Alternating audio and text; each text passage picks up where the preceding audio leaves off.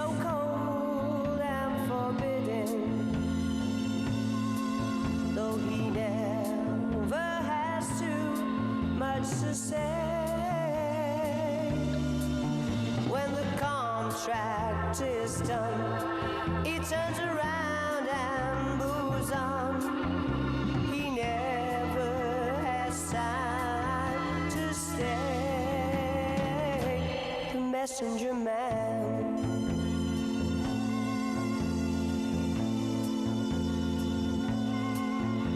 He moves like a cat through the shadows. He eliminates life when he must. He's lethal and cruel, but then he's nobody's fool. A man you must never cross. The messenger man.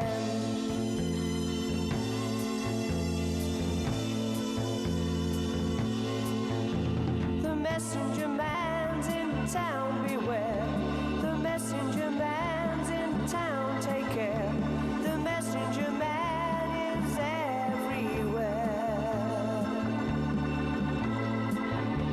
He deals in death, lives in danger. His gun is quick and always for hire. His nerves are like steel, doesn't care, doesn't feel no love or foolish desire.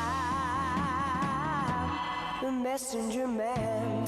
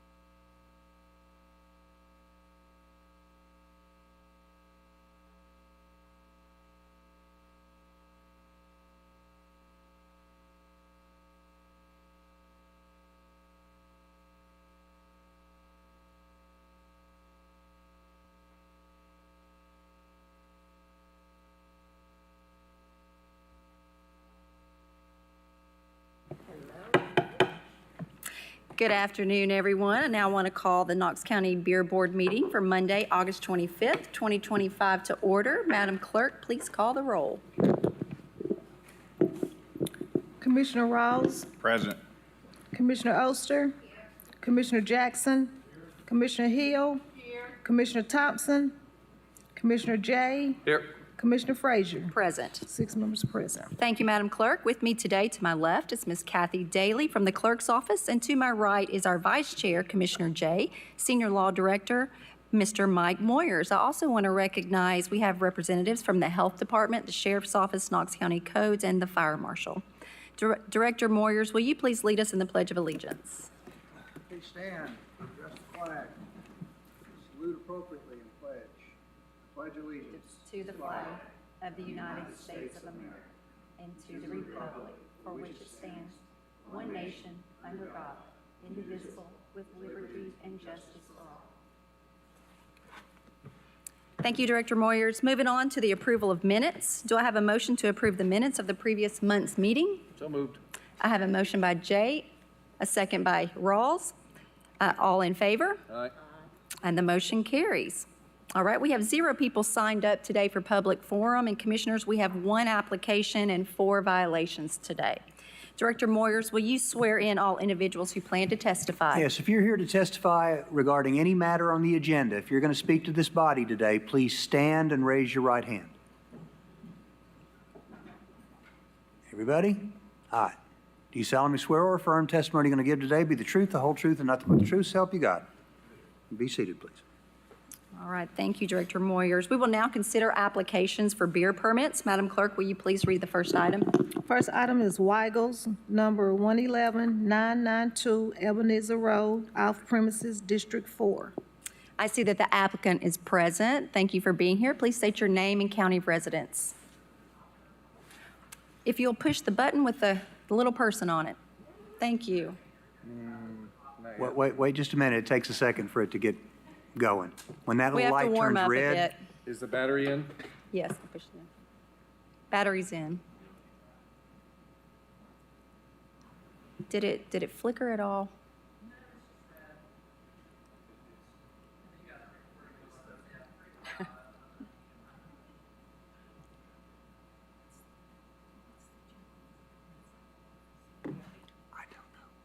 You try that one next to you over there.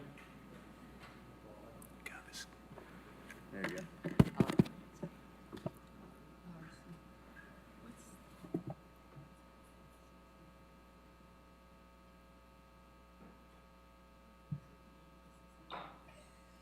I know. If you didn't ask me. Thank you for your patience. We appreciate that. No problem. Thank you, Mr. Elliott. All right, Elizabeth Hoffer, Knox County. Thank you for being here. Director Moyers, you have some questions? Yes, ma'am. I have a few questions for you. Are you a resident of the state of Tennessee? Yes, Is the information on the application current and accurate? yes, Do you understand you shall make no beer sales to minors? yes, Okay. Have you or any of your employees at this location been convicted of any violation regarding, of the laws regarding possession, sale, manufacture, or transportation of intoxicating liquor? no, Or any crime involving moral turpitude within the past 10 years? no, All right. Has beer been sold at this location before? no, Okay. This is for off-premise sales? yes, And Weigel's owns the premises? yes, Okay. Does anyone else have an interest in the business besides Weigel's? no. All right. Who's going to operate the business? Weigels. Okay. Are you familiar with Knox County and Tennessee beer laws and regulations? I am. And do you agree to conduct your business in conformity with them? I do. And have your people completed a servant training program? Everyone completes it within the first week at the corporate office, so. Okay. Health Department? Oh, nobody here from Sheriff's Department. We have nothing. Codes? Pending CO. All right. Fire Marshal? Pending CO. Okay, I've got a note that says applicant for Weigel's will need to reach out to TDA for approval. I'm not sure what that means, but, The Tennessee Department of Agriculture. oh, okay. So apparently. Yeah, so we've paid our fine, or fee, but they'll have to actually come out once the building's completely up and do the inspection. Okay. And that'll be a little bit, so probably next Well, year. that's all the questions I have. Okay. Thank you, Director Moyers. All right, if there is no further, or Commissioners, do you have any questions for the applicant or any discussion? All right, seeing none, I'm now looking for a motion to approve the application pending CO. Motion to approve pending CO. I have a motion by Commissioner Jackson and a second by Commissioner Oster. All votes by roll call. Madam Clerk, call the roll, please. Commissioner Rawls, Aye. Commissioner Oster. Aye. Commissioner Jackson, Aye. Commissioner Hill. Aye. Commissioner Thompson, Commissioner Jay, Aye. Commissioner Frazier. Aye. 6 members present. Congratulations, that motion passes, and I'm sure we'll see you again for good reasons, though. Yes, we have a couple more. Thank you. Great, good luck. I'm not sure. Can ask later. All right, we're going to now move on to the consideration of suspension and revocation of beer permits. Madam Clerk, please read the first item. First item is Raceway number 6759-9002 Oak Ridge Highway, and it's District 6. All right, I see that the named party is present. Would you please state your name and county of residence, please? Good afternoon. My name is Jamin Patel, and residents of Knox County, residents of Anderson County. Anderson. Okay, I'll now turn over to Director Moyers for some questioning. All right, let's hear the report from the Beer Board Inspector. On August 6, 2025, detectives with the Knox County Sheriff's Office conducted an alcohol compliance check at the raceway located at 9002 Oak Ridge Highway. The defendant sold an alcoholic beverage to an underage person without checking their ID. All right, Mr. Patel, you've heard the allegation. Do you agree or disagree? I do agree to that. Okay. Can you want to tell us what you're doing to try to keep this from happening again? Yes, absolutely. This particular employee, Leslie Keys, has already been terminated, but this was her 6th or 5th day on the job. And she's worked convenience stores all her life, but she had like a 2-year break, and she just kind of came back on. But I guess she wasn't fully with the program, and she just kind of dropped the ball. But we do have 2 systems in place. The first is to use technology such as scanning the IDs physically onto the POS, which, allows the transaction to proceed for alcohol and cigarettes. And the second is to, obviously, if they appear under age 40, to manually just card them, regardless of if they're irregular or not. Okay. That's all I got. Commissioners, do you have any questions or comments? Commissioner Jackson. Thank you, Madam Chair. This question's come up before, but you mentioned that you have the technology to scan the ID. Correct. How does it occur that Yeah, the so- beer is sold Yeah. while you're scanning the ID? What tends to happen when you're in a service business, especially that particular store, I don't know if you know the location, we have the evening mad rush, and just in order to kind of quickly get through the customers, employees kind of skip that step of actually physically asking for the IDs, which some women, they have it like stuck in their card. It takes them a minute to kind of take it out and put it back in, and they kind of rush through that step. But it's 100% human error. We push, to scan the IDs. And I can tell you at my other locations, we have not had it. It's been successful. It's this location that kind of gives us the trouble in the evening times. So it sounds like you're, from your admission that, employees will just, quickly go away from the rules. Correct. And that seems to be a pattern? Not a pattern, but like in an effort to kind of quickly go through the customers, they'll skip the steps. I obviously check cameras to make sure that they're doing it on a regular basis. I kind of, tell them that, hey, this has to be done, this has to be done. But the ball does get dropped, which it did this time. Commissioners, any other questions or comments?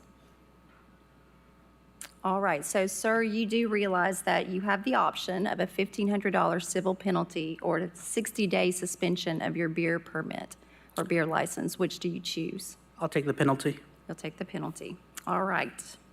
Commissioners, I'm looking for a motion. Oh, District 6 Commissioners with us. Commissioner Hill? Mhm.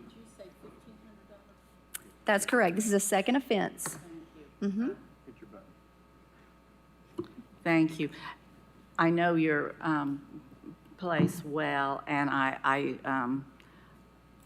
everything that's already been said needs to be said. I know that that rush hour in the evening is a nightmare for you. Yes, I ma'am. do know that. Of course, that doesn't excuse this, and Absolutely. I hope we don't see you again. Absolutely. Thank you, though. Yes, I'd support that motion. We have a motion by Commissioner Hill and a second by Commissioner Oster. Madam Clerk, please call for the vote. Commissioner Oster? Commissioner Jackson? Nay. Commissioner Hill? Yes, Commissioner Thompson? Commissioner J? Aye. Commissioner Frazier? Aye. Commissioner Rawls? Aye. And the motion carries. Sir, we do take these offenses very seriously, and I know that you are taking measures to correct the issues. However, I do want to bring to your attention that we do have a representative here from Metro Drug Coalition. They're an organization that can provide you with additional training and resources. We do encourage everyone who has gone through an offense to reach out to them. Sometimes there's just a gap in your policy or your training that maybe they can help you with, and we encourage you to do that so that we do not see you here once again. Thank you. All right, thank you very much. Madam Clerk, please, the next item, please. The next one is Ingalls number 304-7466 Oak Ridge Highway, and it's District 6. All right, thank you. I see that the named party is present. Please state your name and county of residence. Courtney Wilson, resident of Knox County. All right. Director Moyers, have some questions? All right, Sheriff's Department report.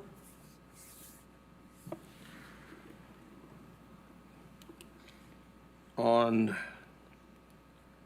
July 29, 2025, at 2001 hours, Knox County Sheriff's Office conducted an underage beer sale at Ingalls located at 7466 Oak Ridge Highway. The defendant looked at the underage person's ID and allowed the twisted tea to be sold. All right, ma'am, you've heard the allegations. Do you agree or disagree with them? Agree. Okay, you want to tell us what happened and what you're doing to keep it from happening again? Yes, so all of our employees are supposed to be trained every year, and we do keep up with that on the Top Shelf website.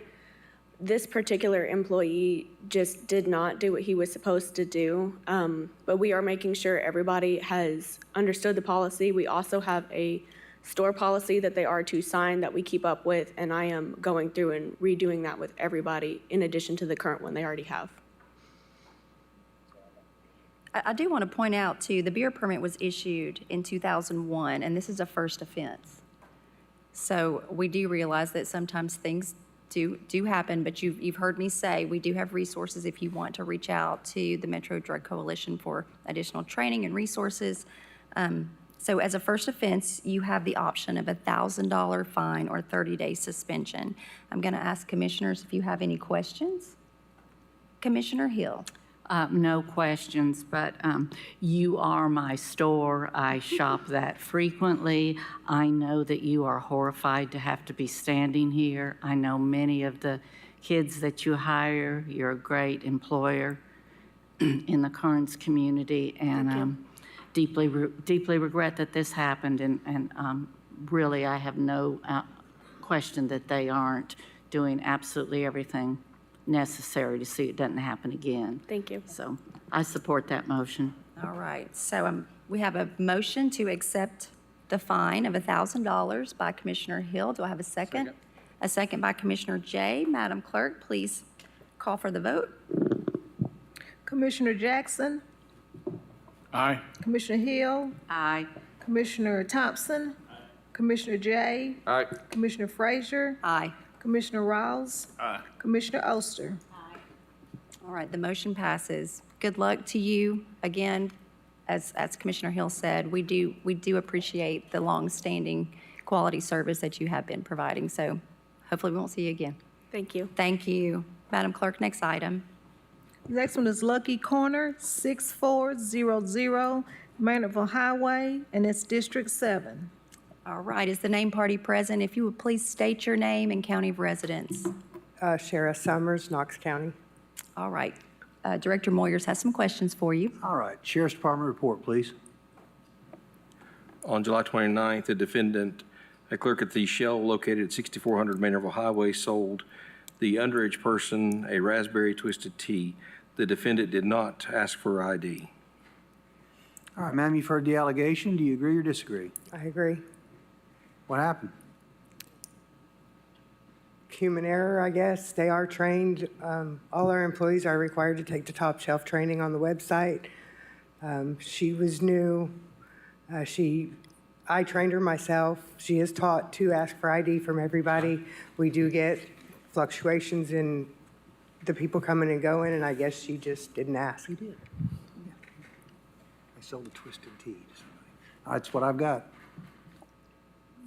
All right, so Commissioners, if you will look back over, we do have a history of offenses starting back to 2022, and then followed 6 months later, another offense, and then 4 months later, a third offense, and here we are at the fourth offense, which is an automatic revocation of your license. Director Moyers, would you please tell the named party and also commissioners when they can reapply for a license? If there's a revocation, there's certain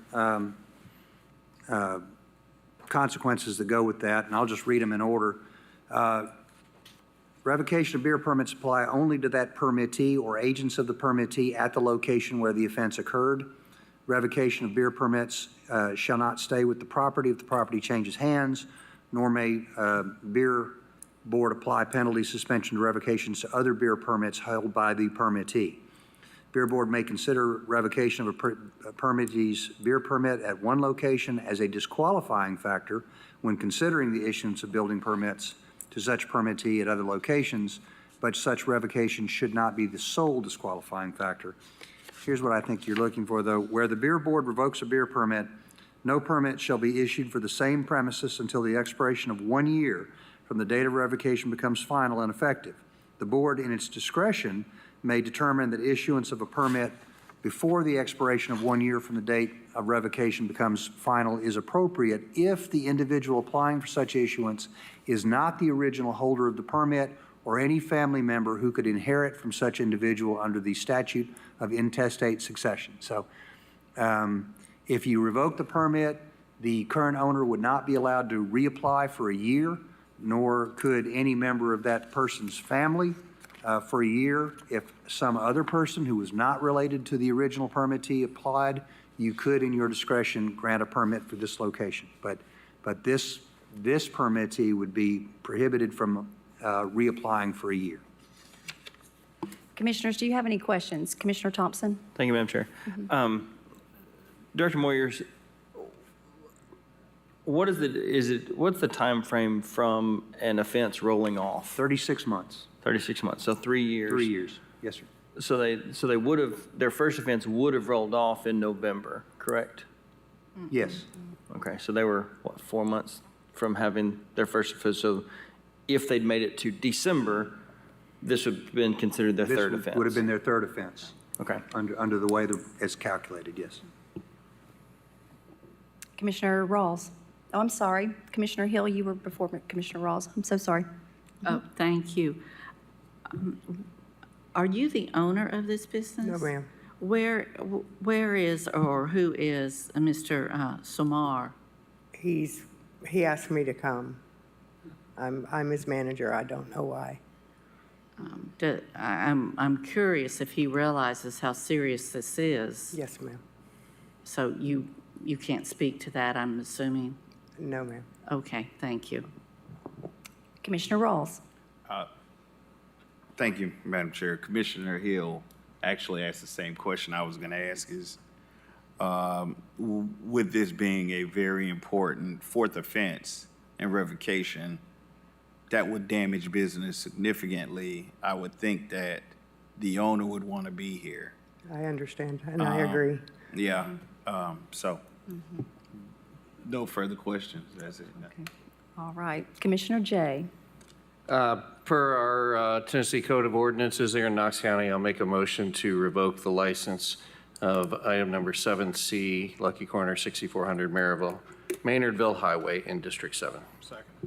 All right, we have a motion by Commissioner Jay with a second by Commissioner Jackson. Commissioner Thompson, did you have another question? I did have a question, and I can piggyback on Commissioner Jay's motion. Would it be suitable to entertain allowing them to reapply after that November 21st deadline? Not under our ordinances.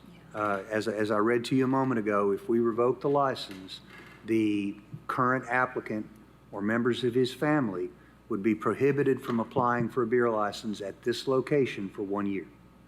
Okay. And the only reason I'm asking is I understand this is a very busy location. I'm sure there's lots of transactions. And being so close to their fourth offense, their first offense rolling off, I didn't know if it was suitable to maybe do a 4-month suspension. I don't know. I'm just curious because I know that a 1 year revocation for a business like this could be detrimental and close their doors. That's the only reason I'm even considering that. No, I unfortunately the code is really simple. It says number 4, fourth offense, revocation, period. Doesn't give us an allowance to do anything other than that. So. All right, we have a proper motion and second. I guess the question is, Commissioner Jackson? why do we even have to vote? I mean, is it just an automatic thing by ordinance? It's not automatic. You still We do have to take action. Yes, it's not Well, self-executing. to your point, Commissioner Thompson, I mean, I do feel for the business, but, the owner being absent today, I have no sympathy. All right, we have a proper motion and a second on the floor. Madam Clerk, please call for the vote. Commissioner Hill? Yes. Commissioner Thompson? Yes. Commissioner Jay? Yes. Commissioner Frazier? Yes. Commissioner Rawls? Yes. Commissioner Oster? And Commissioner Jackson? Aye.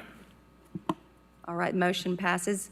If you would please take back to the owner that we were very disappointed that he was not here to hear this case, and that really did speak louder than I think that he probably meant for it to. But we do wish you well, and again, we're very sorry that this happened. But again, we've got Metro Drug Coalition here. She has a card for you. Please take that back to him and encourage him to reach out.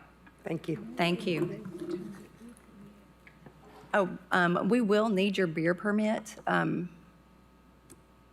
turned in to the county. So if you would please get with him. I do want to put something out here. It is a violation to sell alcohol without a beer permit. So make sure that he understands that, and we will be checking. We can pick up the beer license tomorrow. So to clarify, that effective date is this moment, correct? Correct. Yeah. Yes, effective immediately. All right. Thank you. Madam Clerk, last item, please. One Stop Food Mart, 9915 Throne Grove Pike, District 8. All right, the name party is here. Please state your name and county of residence. Kiran Patel, resident county is Sewer County. Okay. All right, Sheriff's Department? On July 29, 2025, detectives with the Knox County Sheriff's Office conducted an alcohol compliance check at One Stop located at 9915 Thorn Grove Pike. The defendant sold an alcoholic beverage to an underage person after checking their ID. All right, sir, you've heard the allegation. Do you agree or disagree? Agree.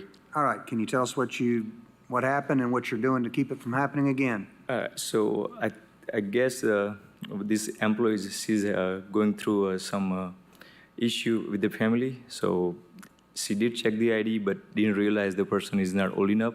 So we just updated our system where you have to scan the ID or punch in the birth date if you are not if you don't know, if you cannot calculate whether the person is under the age. So we just updated our system last week. You said you have updated your systems? Yes. Okay, and is the employee still employed? Yes, she's still, well, I made her take the classes again Okay. to make sure that it don't happen again. So she's still with us and she's still working. Okay. She's normally would never make a mistake, but I guess she's going through some issues with her husband and stuff like that. So she's still with us. A little bit distracted. I Yes. will note that the beer permit was issued in 2014, and so this is a first offense. I do encourage you to reach out to the Metro Drug Coalition. They have a lot of great resources and training available. So utilize them if you will. Commissioners, do you have any questions? Commissioner Thompson. All right, thank you, Madam Chair. I would like to commend you for updating your system to have to scan the IDs. We've seen that multiple times where it's kept folks from having to come in here and it was integrated in it, but it wasn't activated until last week. Gotcha. Okay. So now if we scan the ID, it will scan. Before it would not. We had the option, but it wasn't open. It was black. But now it's open where we can scan the ID and punch in the birth date to process. Before we make any transaction for the beer or the tobacco. Okay. Thank you. And congratulations on making it this far without a first offense. So. So as a first offense, you have the choice of a $1,000 fine or a 30-day suspension. Which do you choose? $1,000 fine. $1,000 fine. Okay. I'd like to make a motion that we apply the $1,000 fine. Second. We have a motion by Commissioner Thompson, a second by Commissioner Jay. Madam Clerk, please call for the vote. Commissioner Thompson? Aye. Commissioner Jay? Aye. Commissioner Frazier? Aye. Commissioner Rawls? Aye. Commissioner Oster? Aye. Commissioner Jackson? Aye. And Commissioner Hill. All right. Motion passes. Again, please use these resources that are available to you. And again, we're sorry that this happened, and we hope that we do not see you again. Well, we will see you for the good reason next time. Thank you. I appreciate that. All right, commissioners, do we have any additional business? Commissioner Jackson. Well, I just want to make a public comment to everybody who's making an application or is coming here for penalties, and I would, I think, this is Leadership 101. You cannot delegate responsibility to anyone else. And, if you have a violation, the owner, or if you're a larger corporation, somebody of authority needs to be here. That's good advice, Commissioner Jackson. All right, if we have no other business, we are adjourned.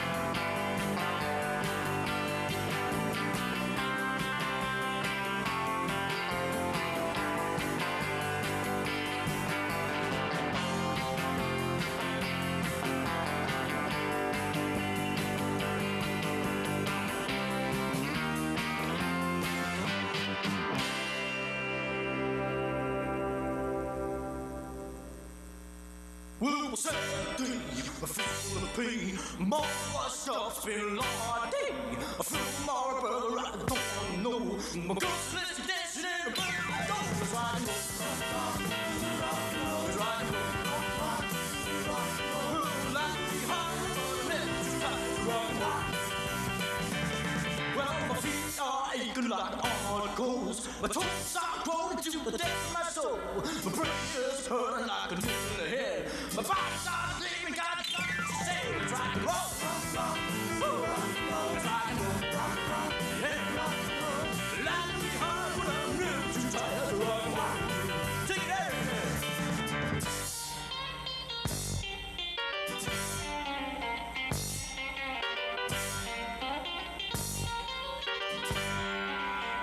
Rock and roll. Yeah.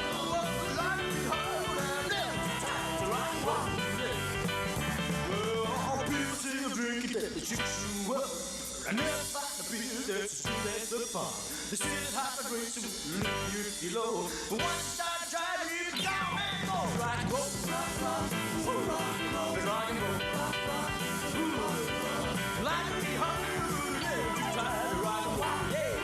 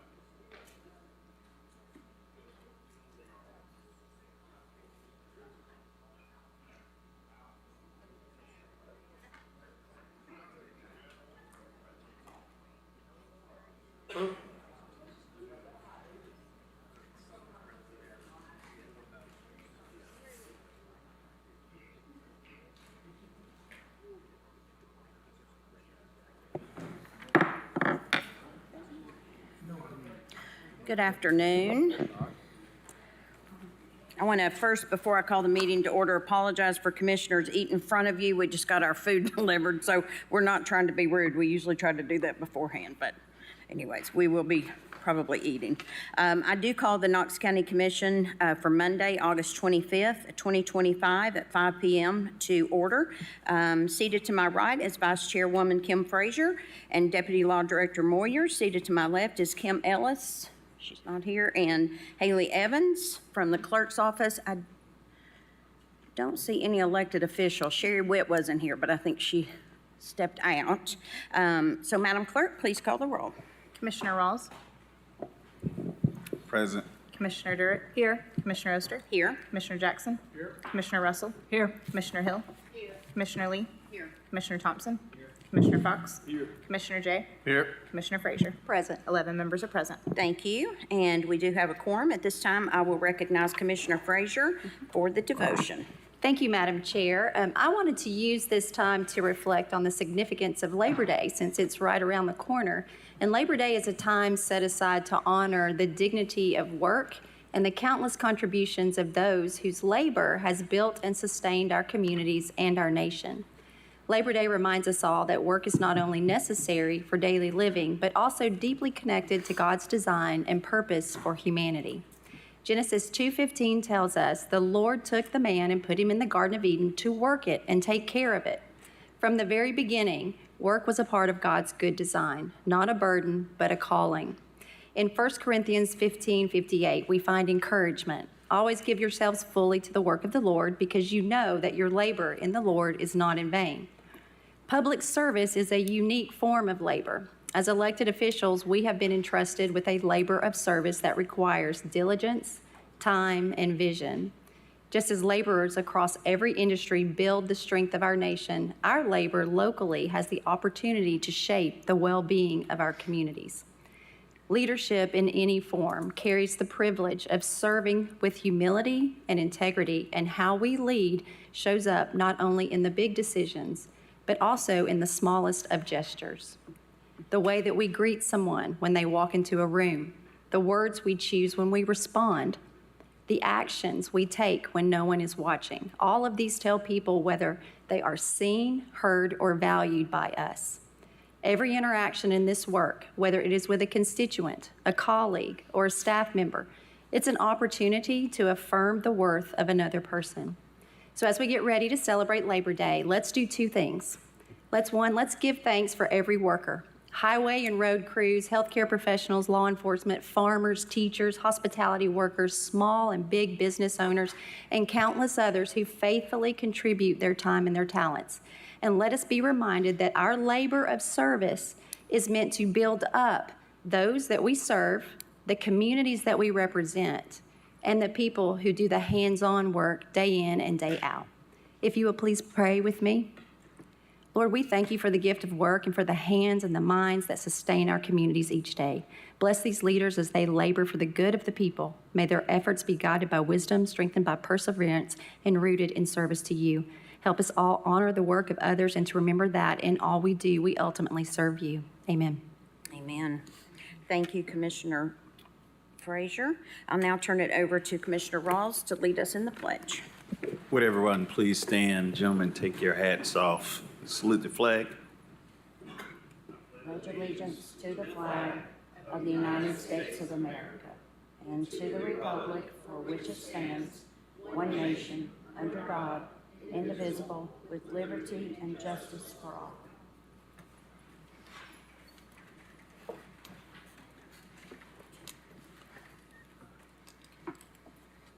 Thank you. If it's at the pleasure of the body, after we set the agenda, we'll entertain a motion on the education and general consent government calendars, honorary resolutions, and presentations, and then read the rest of the agenda. Set the agenda. Additions are number 25 and 27. Defer to September is 35 and 38. Defer to March 2026 is number 45. Withdrawals are none, and non-consents 26 through 31, 34, 36, 37, 39 through 44. I'm going to read those one more time. Additions 25 and 27. Defer to September is 35 and 38. Defer to March 2026 is number 45.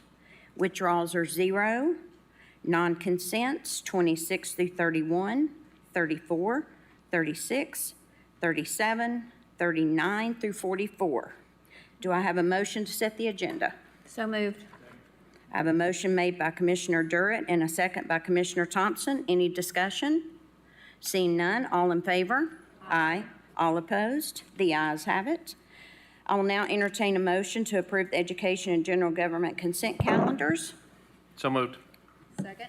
I have a motion on the floor by Commissioner Jay, second by Commissioner Frazier. Any discussions? Seeing none, all in favor? Aye. All opposed? The ayes have it. Before we get to the first honorary resolution, we have someone signed up to speak on this item, Mr. William Mendoza. Mr. Mendoza, if you'll give your name and address for the record, please, and you have up to 5 minutes to address commission. Thank you. My name is William Mendoza. I live in Knox County, 2442 Brown Avenue.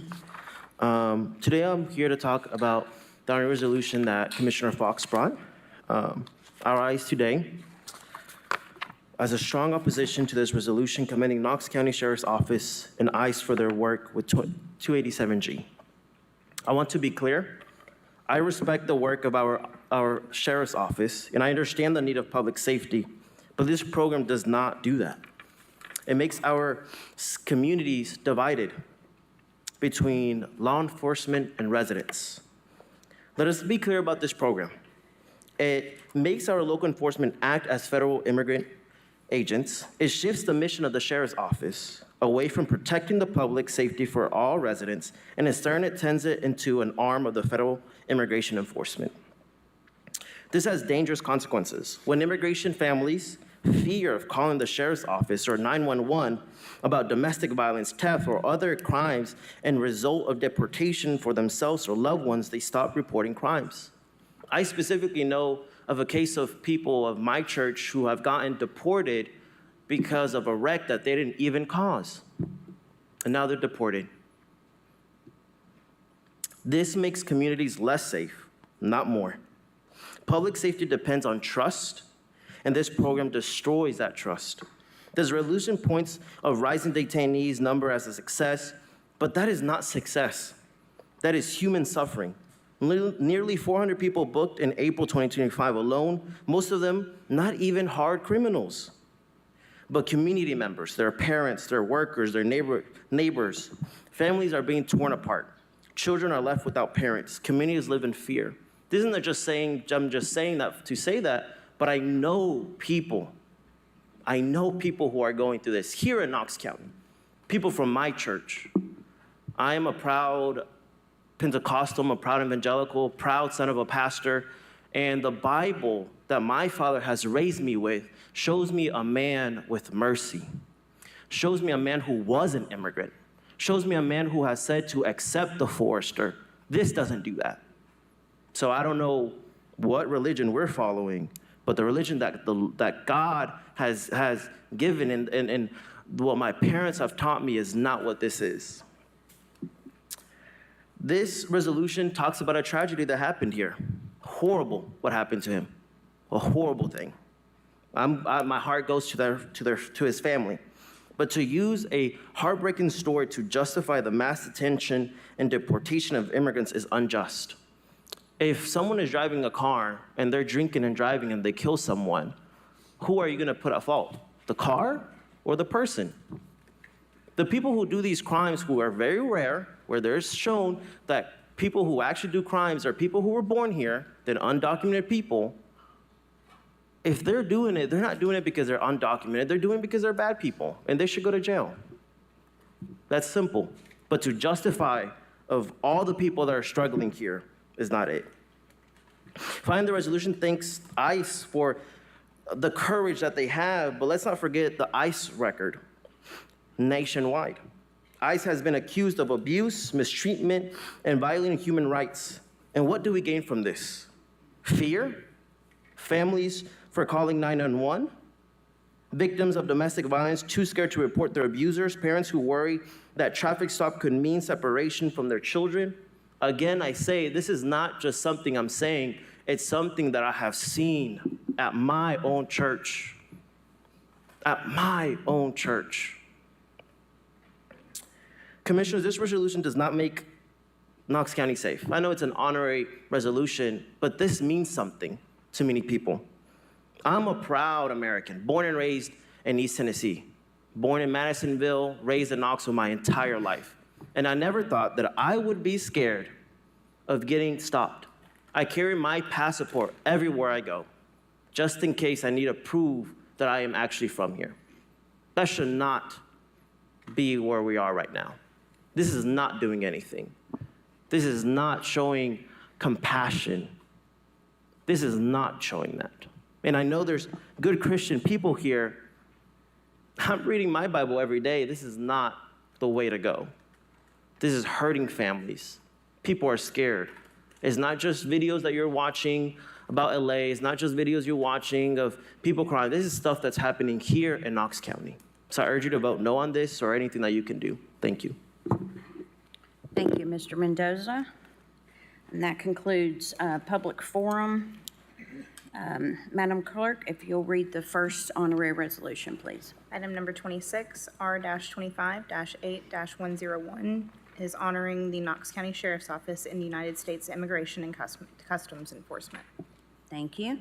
Do I have a motion? Oh, I'll make a motion. Okay. Would you like to second it? Yes, I do, Okay. Madam Chair. We've got a motion on the floor and a second. Any discussion? Commissioner Rawls.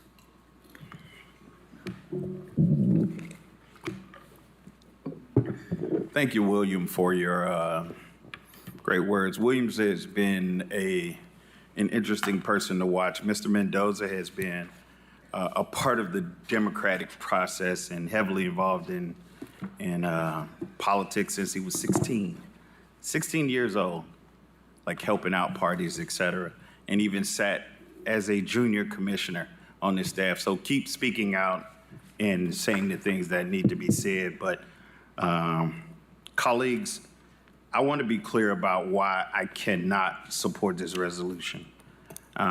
First, this resolution pulls Knox County into the middle of a national and a partisan political debate.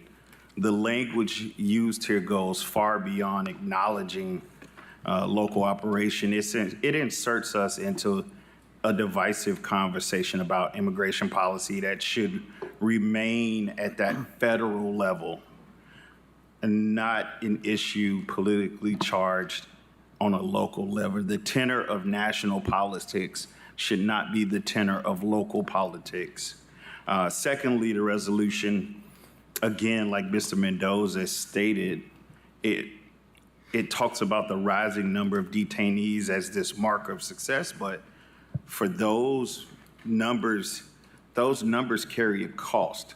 They carry a cost to our detention facility. They carry a cost to the sheriffs executing that programmatic cost. So expanding operations, increasing strain on those local resources, and exposing the county to liabilities and risk, diverting attention away from our core responsibilities. And thirdly, we cannot ignore the impact that this kind of resolution has on our local economy. Immigrants, they work hard, they pay taxes if they're working.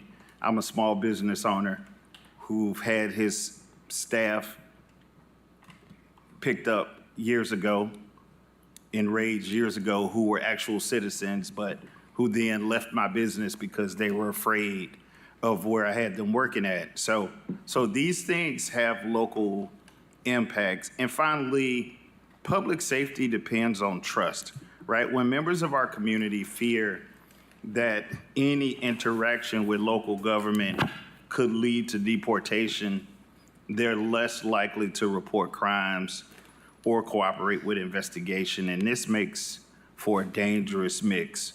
And so for those reasons, and because of the politicization of this this resolution.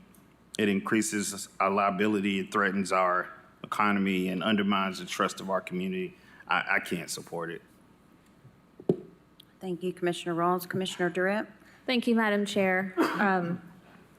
Thank you, Commissioner Rawls. I agree with everything you said. I wouldn't have been able to so eloquently explain my position on this. I too want to go on the record for not being in support of this resolution, even though it is honorary. I did speak to the sheriff to tell him this, that I could not be in support of it, and was informed that on several occasions he asked for it to be removed. And so I do appreciate everything the sheriff has done for Knox County and will continue to do for Knox County. But as Commissioner Rawls states, I do feel like this is a national platform of political theater, and I don't agree with this specifically. Two, seeing as how ICE is a federal program that I know that the sheriff has decided to participate in, with it being funded, the training being funded by federal dollars, that also adds to the deficit. And so I know we have Commissioner Fox, I know you have refrained or actually voted against some grants that you see as adding to the federal deficit. Well, to me, any federal program that provides funding for that a county is participating in would also add to the federal deficit. And so at some point, I would love to discuss your formula for what you use to decide what federal program is worth honoring and which one is worth voting against. And so for those reasons, along with what Commissioner Rawls said, I will be voting against this as well. Thank you, Commissioner Thompson. Thank you, Madam Chair. Commissioner Fox, I too spoke with Sheriff Spangler on a separate issue, and then this resolution came up. Our community's heart broke when the Corcoran family fell victim to what your resolution touches on tonight. So this does hit home very, very hard. But my question or concern too is with this resolution, there's not a representative of the Sheriff's Office or ICE here as well. And usually the ones that we're honoring are in attendance. And one of the things that I think that Knox County has tried to do very well is to work with the community and not make waves and stay out of the headlines because this topic is very controversial and it does hit home very hard on both sides.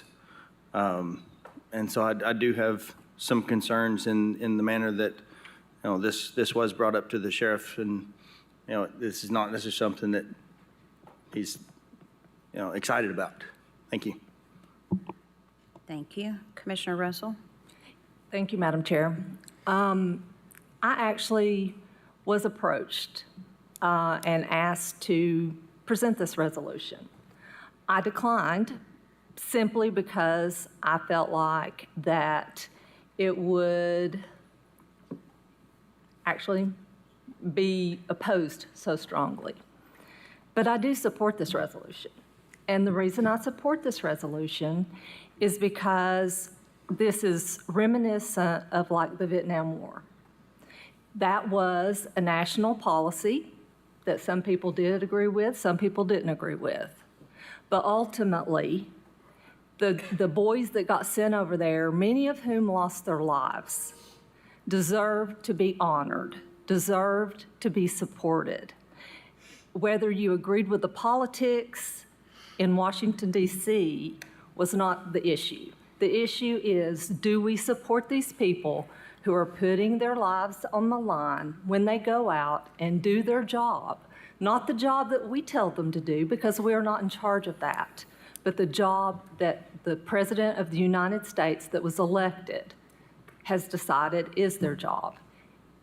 If we had the right to say that, then we could decide yes or no. We want to vote against this or not vote against this. But this isn't a matter of us choosing what we want done. This is a matter of, do we support the poor boys, like in Vietnam, who are having to go and do this job? And that is the reason I will be supporting it. Thank you. Commissioner Jackson? Thank you, Madam Chair. I find it quite offensive that we're comparing this to war and our boys going off to fight. I think that that is just an analogy that just doesn't work. I just don't get that analogy. The bottom line is that we have a resolution here, and I disagree with the resolution because the resolution is just honoring, this has nothing to do with, supporting our boys and supporting our sheriff's department and supporting our deputies. And it has everything to do with delving into national politics, where here and locally we need to stay out of.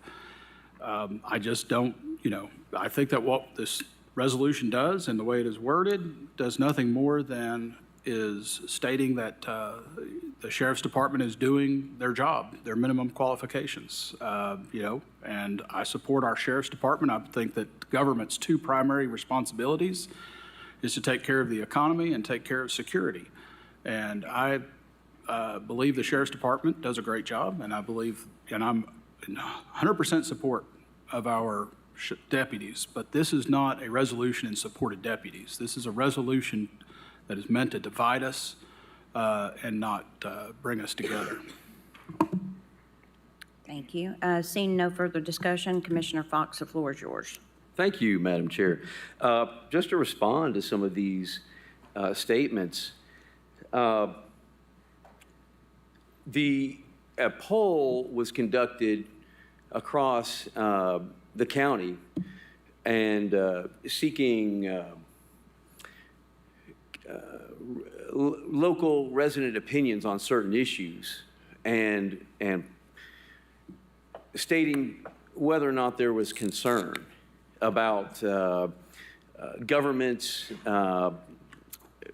whether or not government, particularly law enforcement, was making an impact on the community.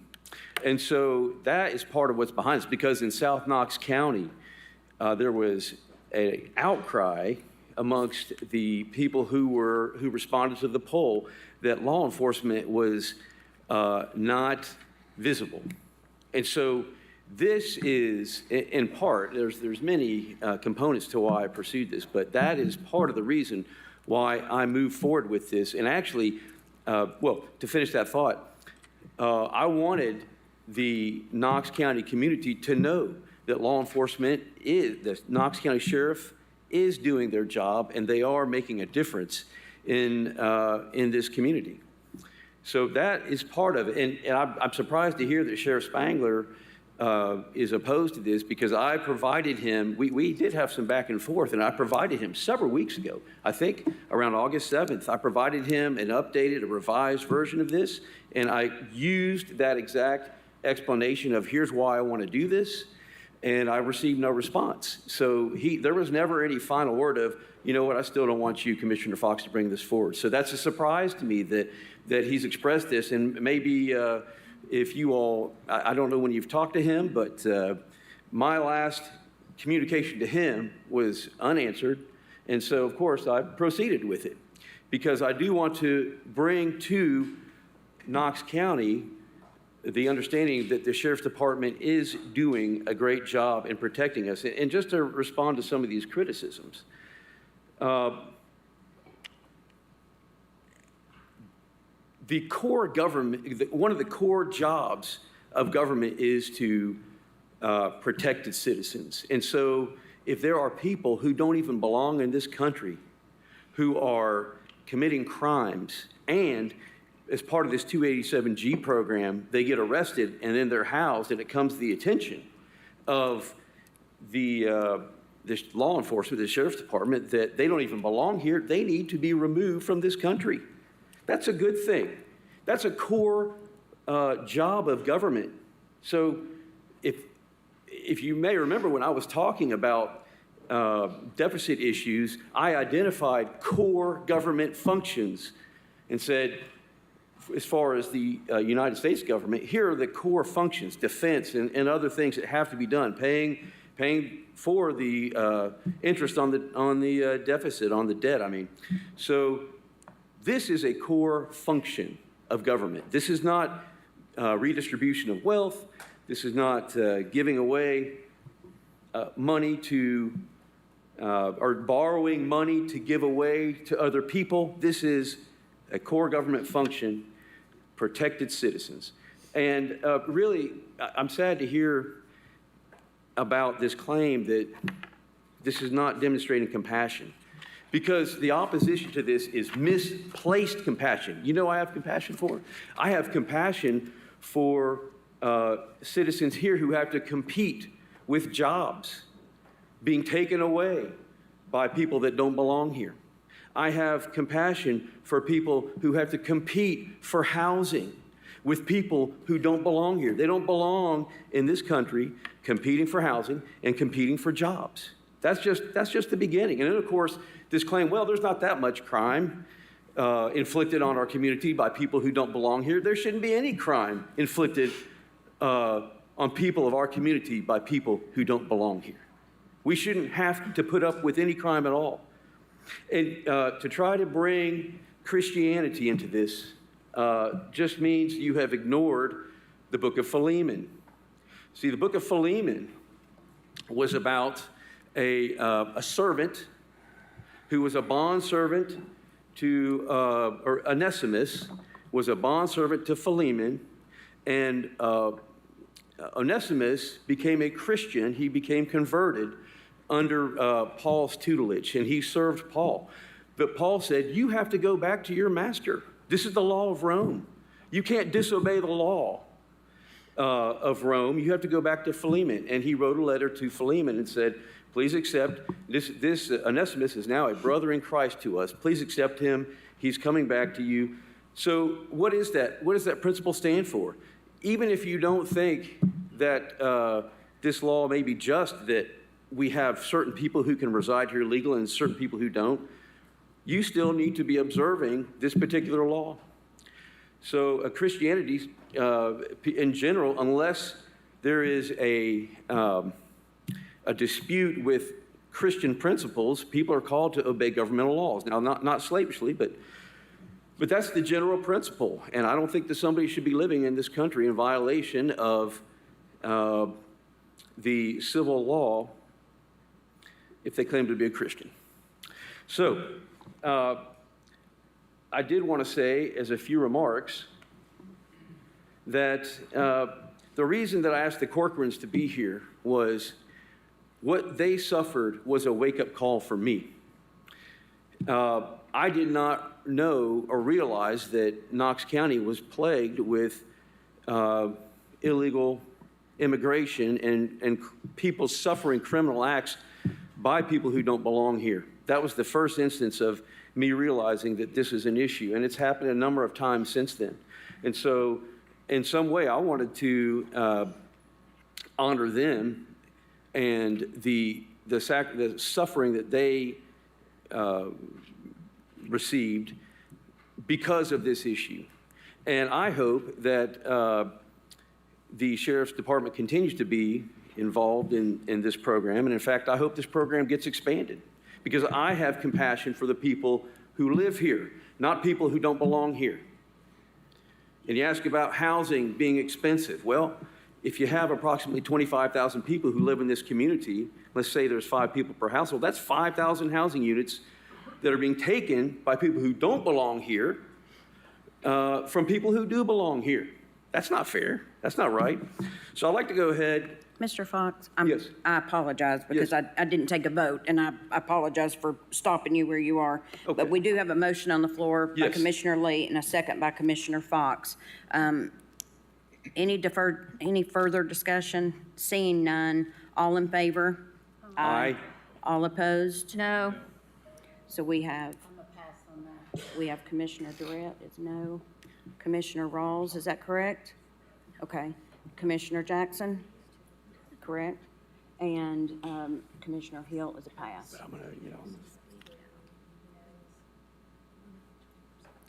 Okay. you, and that motion passes. Okay, Commissioner Fox, I'm sorry, the floor is yours. I forgot to do that. I apologize. Thank you, Madam Chair. Whereas the Knox County Sheriff's Office has faithfully participated in the U.S. Immigration and Customs Enforcement 287G program since 2017, making Knox County one of the first counties in Tennessee to participate in this program that deputizes local law enforcement to assist in the identification and detention of people residing in the United States in violation of immigration laws who are arrested on criminal charges. And whereas, as of July 2025, Knox County is now one of 20 Tennessee counties participating in this voluntary partnership between ICE and Tennessee Sheriff's offices. And whereas Knox County's Roger D. Wilson Detention Facility, operated by the Knox County Sheriff's Office, has become a regional hub for immigration detainees, housing detainees from across East Tennessee and booking nearly 400 immigration detainees in April 2025 alone, which is an increase from 66 in October 2024 and 163 in January 2025.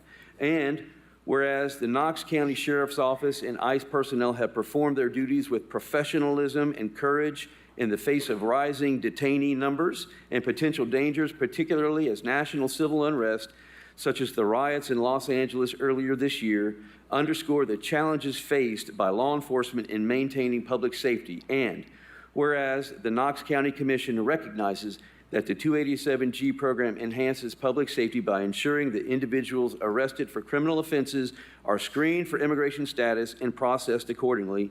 And whereas the Knox County Commission recognizes that immigrants residing in the United States in violation of United States immigration law have committed crimes in Knox County that resulted in the deaths of Knox County citizens such as Pierce Kennedy Corcoran. And whereas, as President Trump's administration enforces United States immigration law rigorously, the Knox County Commission seeks to affirm its support for the Knox County Sheriff's Office and ICE in their critical roles of prioritizing the removal of those in Knox County who are residing in the United States in violation of U.S. immigration law, including those who are violating the general criminal laws of the state of Tennessee. Now, therefore, be it resolved by the Commission of Knox County as follows. The Knox County Commission hereby commends the United States Immigration and Customs Enforcement and the Knox County Sheriff's Office for their tireless efforts and dedication in managing the significant increase in immigration detainees, ensuring public safety under challenging and often dangerous circumstances. The Commission expresses its gratitude for the Sheriff's Office commitment to the 287G program and its role as a regional hub, processing nearly 400 detainees in April 2025, demonstrating exceptional operational capacity. Be it further resolved that the Commission urges continued collaboration between the Knox County Sheriff's Office, ICE, and other federal and state agencies to uphold public safety and enforce immigration laws. Be it further resolved that a suitable copy of this resolution be presented to the Knox County Sheriff's Office, the ICE Field Office, and the Tennessee Congressional Delegation.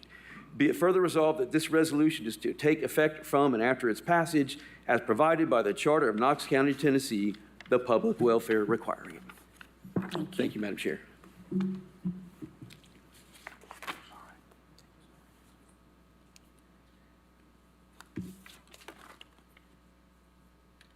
Thank you.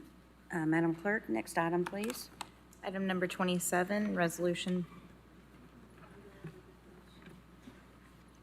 Mr. and Mrs. Corcoran, would you like a photo with the commission?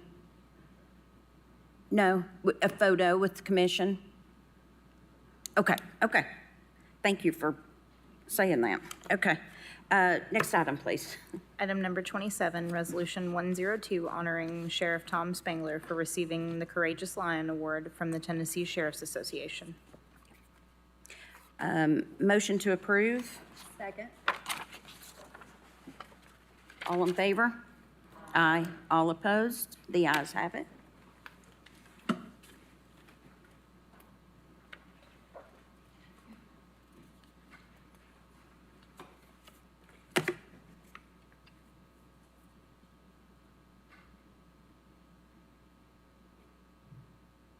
Sheriff Spangler. Sheriff, if you'll join me down here, please.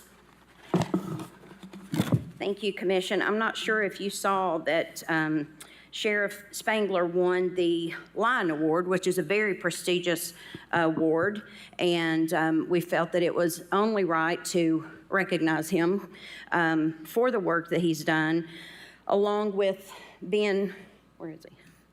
There you go. Along with being dealing with cancer treatment, and he still was there every day for his community. Whereas the Tennessee Sheriff's Association recently awarded Knox County Sheriff Tom Spangler the Courageous Lion Award, a prestigious recognition honoring individuals demonstrating exceptional dedication and service to the field of law enforcement. And whereas the Courageous Lion Award recognized Sheriff Spangler's unwavering dedication to law enforcement, exceptional commitment to the safety and well-being of our community, and the commitment to serving on the post commission throughout his tenure, even during his cancer diagnosis and treatment.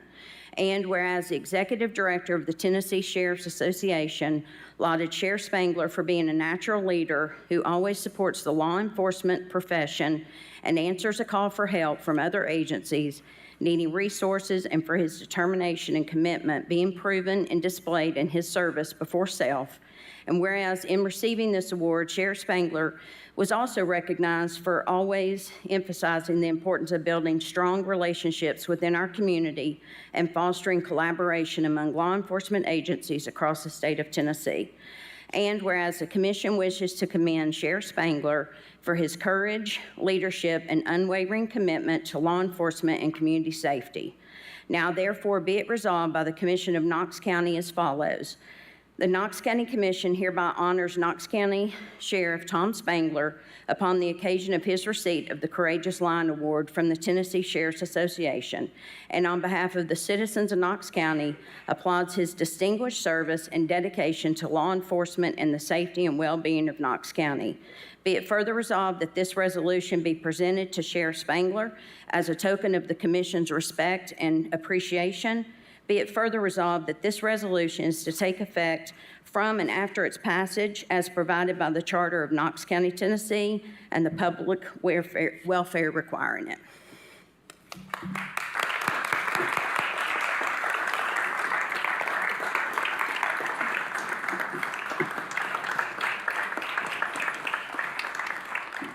Thank you, Commissioners. Thank you, Madam Chair. Just real quick, I think there's 94 other sheriffs in this state that probably deserve it more than I do. I'm very honored, and most of all, I'm very humbled by it. And so I just want to say thank you, and we'll continue it for the next year and 5 days, and we'll see how things go. So thank you all very much. Will you get a picture? Sure. If Commissioner will come down, we'll get a picture with Sheriff Spangler.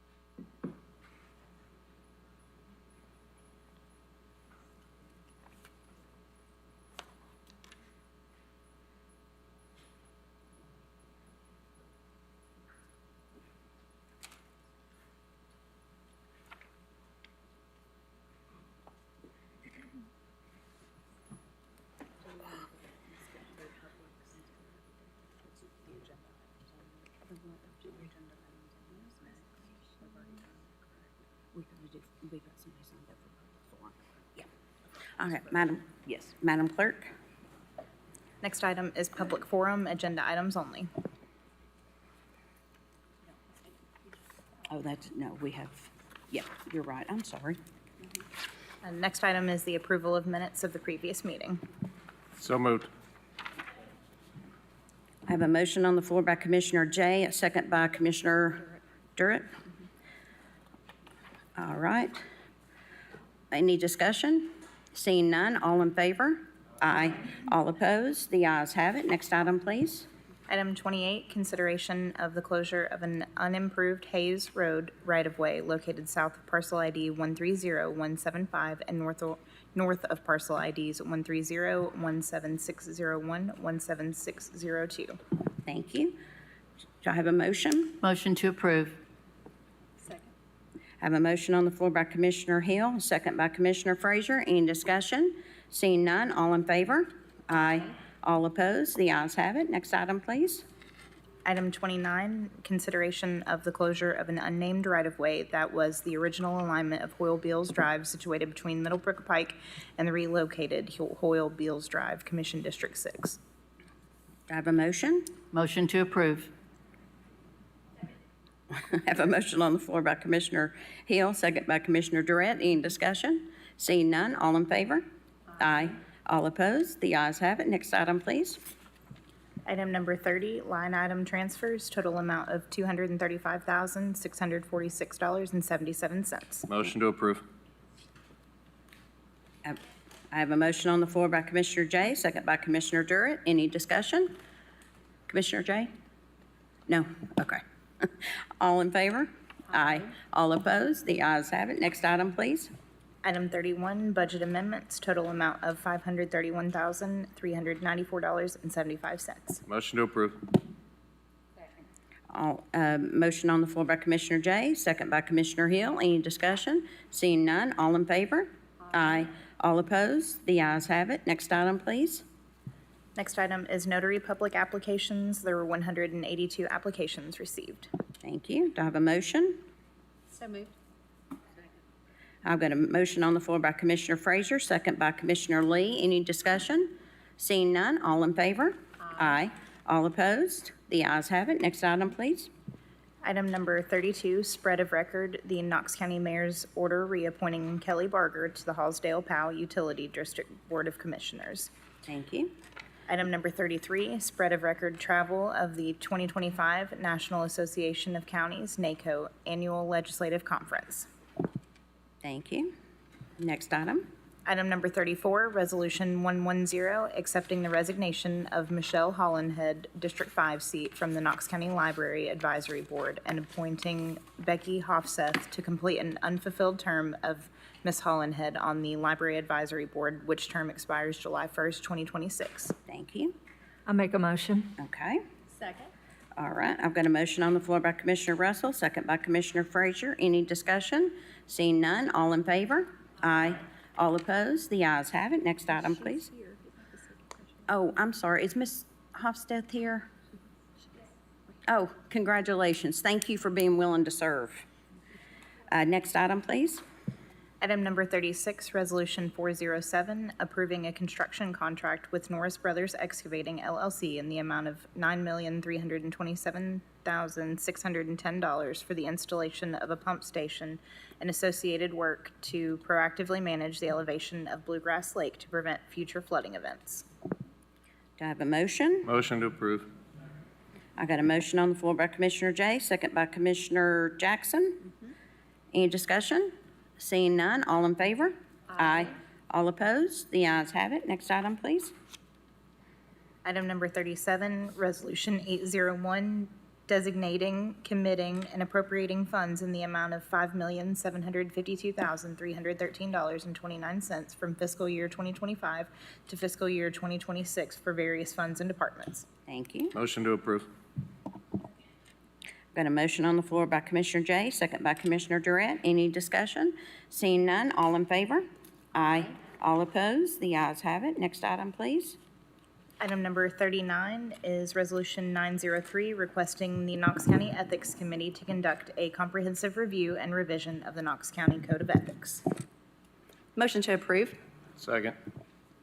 I've got a motion on the floor by Commissioner Frazier, second by Commissioner Jay. Any discussion? Commissioner Frazier? Thank you, Madam Chair. Just wanted to give you all a little bit of background. So having proudly served on the Knox County Ethics Committee as a citizen and now serving the public as a commissioner, I recognize the critical importance of upholding ethical standards in government that promote transparency, accountability, and public trust. Knox County also recognized the importance through the adoption of the Knox County Code of Ethics pursuant to the requirements of the Tennessee Comprehensive Governmental Ethics Reform Act of 2006. This act serves as a foundational document guiding the ethical conduct of elected officials, employees, and appointed representatives. Some 19 years later, expectations have evolved. Community standards heightened, and operational realities warrant a timely and thorough assessment of the current policy to ensure that it remains comprehensive, relevant, and enforceable. Before you is a copy of the resolution with the proposed scope of work. This scope and areas of focus were created after meeting with our law department and our Director of Human Resources. This resolution requests that the Knox County Ethics Committee undertake a comprehensive review of the Knox County Code of Ethics and present recommendations, if any, to the Knox County Commission that address emerging ethical issues, clarifying existing provisions, and incorporates new language relating to campaign contributions, conflicts of interest, transparency, nepotism, dual service, and public accountability. As you will see in the resolution, I have written some encouragements to the Ethics Committee or areas that I feel might need some attention. I also wanted to ask if in that, potentially, we include some of the things that Commissioner Jackson brought to us for consideration at our agenda review. I also included a reasonable time frame of 120 days from the time of adoption of this resolution, or as soon thereafter as practical. Commissioner Rawls would like me to read what we're encouraging the Ethics Committee to do. 180 days. Did I not state that? I'm so sorry, and thank you very much. I appreciate that. 180 days from the adoption. This will give the Ethics Committee adequate time to present its findings, again, if they have any, and recommended revisions. And if they need additional time, they can also come before Commission and ask for additional time. If they have recommendations, that will be included in our agenda for consideration, much like any other work coming out of any of our subcommittees or boards. Commissioners, if you have any questions, I'm happy to answer those. We also have a representative here from the Ethics Committee. I did address the Ethics Committee with this scope of work and had some great encouragement and support, and also a little bit of feedback, which you will see in the resolution. Thank you, Madam Chair. You're welcome. Do any commissioners have any questions? Commissioner Hill. Not questions, but I do think if you hadn't already planned to do this, that we should recognize some of the Ethics Committee that are here and serving and are supporting Yes, I would be this happy to do that. In the effort. audience, we do have Mr. Michael Biddle, who serves on the Ethics Committee on behalf of Knox County. I do want to state that their chair had planned to be here, but she is stuck in the air transportation system. And so we also have Mr. Stephen Goodpasture, who is here. So the show of having members of the Ethics Committee. Oh, and again, we have a third member here. Thank you, Ms. Crystal Gibson, for being here. I hope that that shows the commission that our Ethics Committee is encouraged and support of this effort and are willing to put in the work. As I said to them when I stood before them, I recognize this is a heavy lift, but we all feel like it's critically important, especially in these days. So if you have any questions for any of them or for me, Madam Chair, I'll turn it back to you. Thank you. Everybody's quiet tonight. I do want to thank the Ethics Committee for taking this on. Commissioner Frazier said it is a heavy lift, and to ask members of the community that are doing this out of their own time, we certainly appreciate you taking this serious and handling this. So seeing no further discussion, we have a motion on the floor by Commissioner Frazier, second by Commissioner Jay. All in favor? Aye. All opposed? The ayes have it. Thank you all very much. Next item, please. Item number 40, Resolution 904, to establish legislative review of applications for state or federal financial assistance. Do I have a motion on the floor? I move for its adoption. Well, actually, Madam Chair, I move for the adoption of this resolution amended by alighting subsection E out of the resolution so that the resolution obviously would end at subsection D. And that's my motion. And I passed around a copy of the resolution with the subsection E alighted so that everyone could reference it. Okay, do I have a second? And do I have any discussion? Commissioner Durrett? Thank you, Madam Chair. As was discussed at our last rules meeting, we went through when this was previously an ordinance, and then it was said to that it needed to go to rules. And then in our last rules meeting, it wasn't, we discussed briefly bringing it up, but we never discussed this actual piece. So I guess my question is for the law department, would this not, since it is affecting our agenda, would it not need to go to Rules Committee and be adopted as a rule change? If it is calling for this to be added, and I was trying to pull it up real quick, if this is calling for this information to be added to spread of record, it does seem to be that would affect the rules. But thank you. I'm not. Commissioner. Hang on just a minute. Oh, okay, I'm sorry. I just wanted to take a look at it real quick. Yeah, so it calls for adding something to the commission agenda, and I think really the only appropriate way to do that is to go through the rules to do that. Thank you. Commissioner Fox? Thank you, Madam Chair. I just would then ask Director Moyers, where in the rules does it discuss spread of record? Because I specifically looked at that, and there is nothing that references any spread of record item that currently appears in our agenda.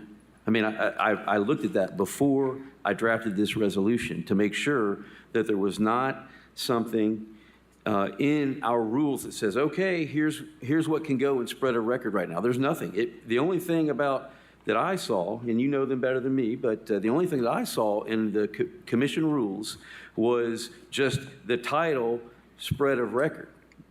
Right, and I'll be quite frank with you, although I've been around here for a long time, I hadn't been around here forever. And I don't know, frankly, what the source is for a lot of things that go on spread of record. You're right, there's nothing in here that directs what goes there or not. So I don't know if in the past there have been resolutions that say that this or that item would be placed on spread of record. I don't know where a lot of that came from.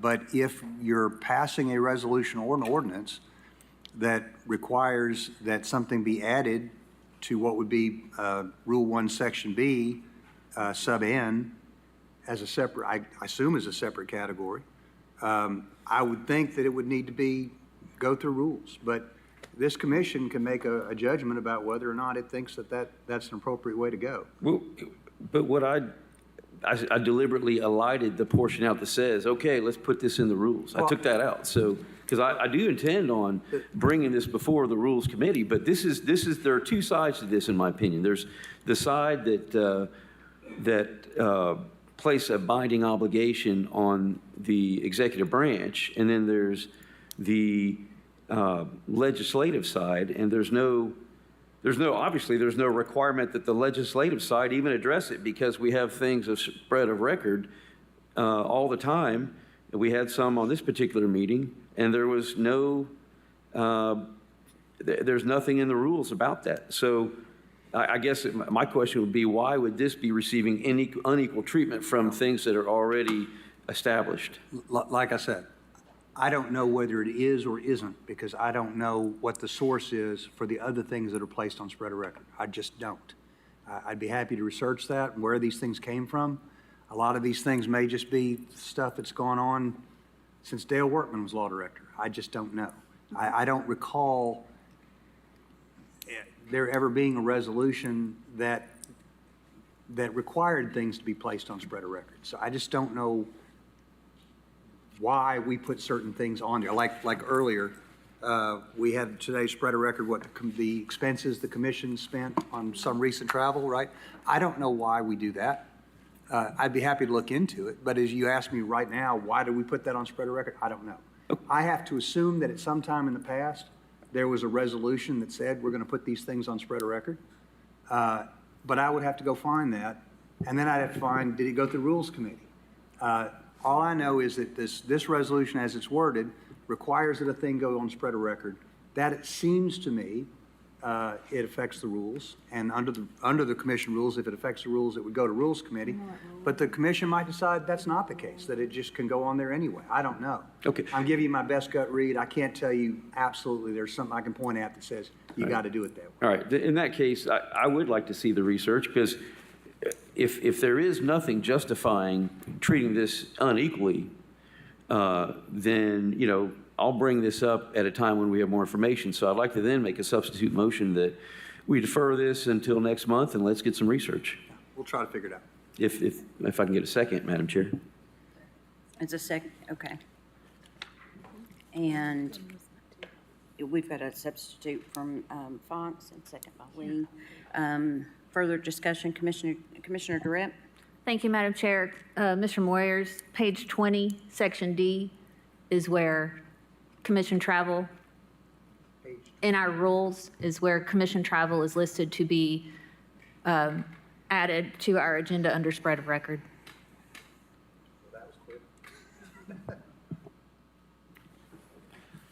Commissioner Hill?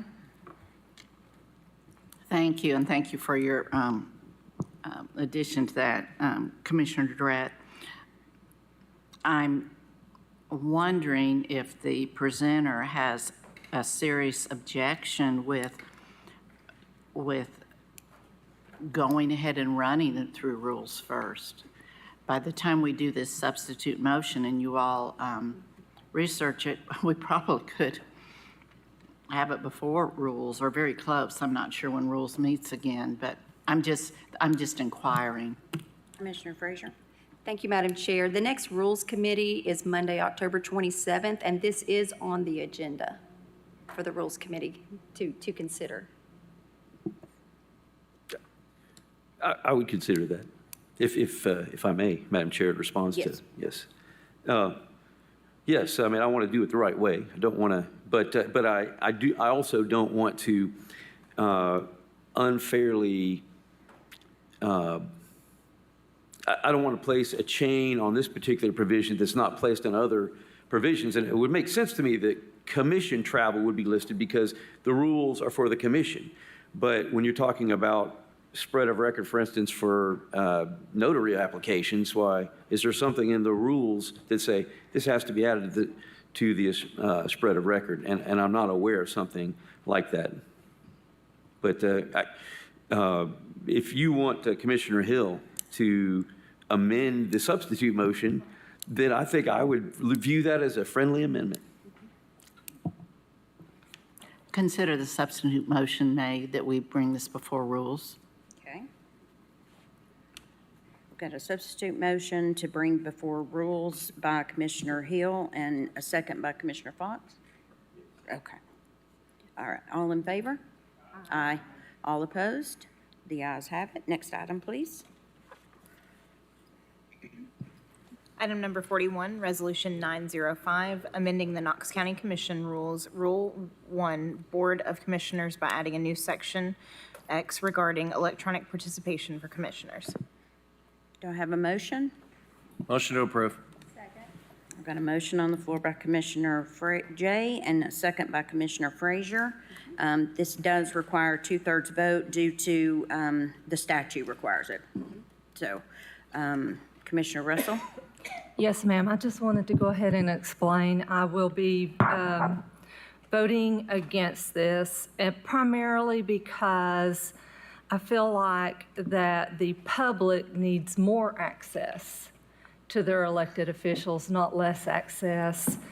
And I know sometimes it's inconvenient to be here. There might be a weather situation, but if it's I guess I came in the day I had surgery. I was legally blind, and I got let in here, and I did my job. And I feel like that if this is important enough to you, that you will make yourself hear.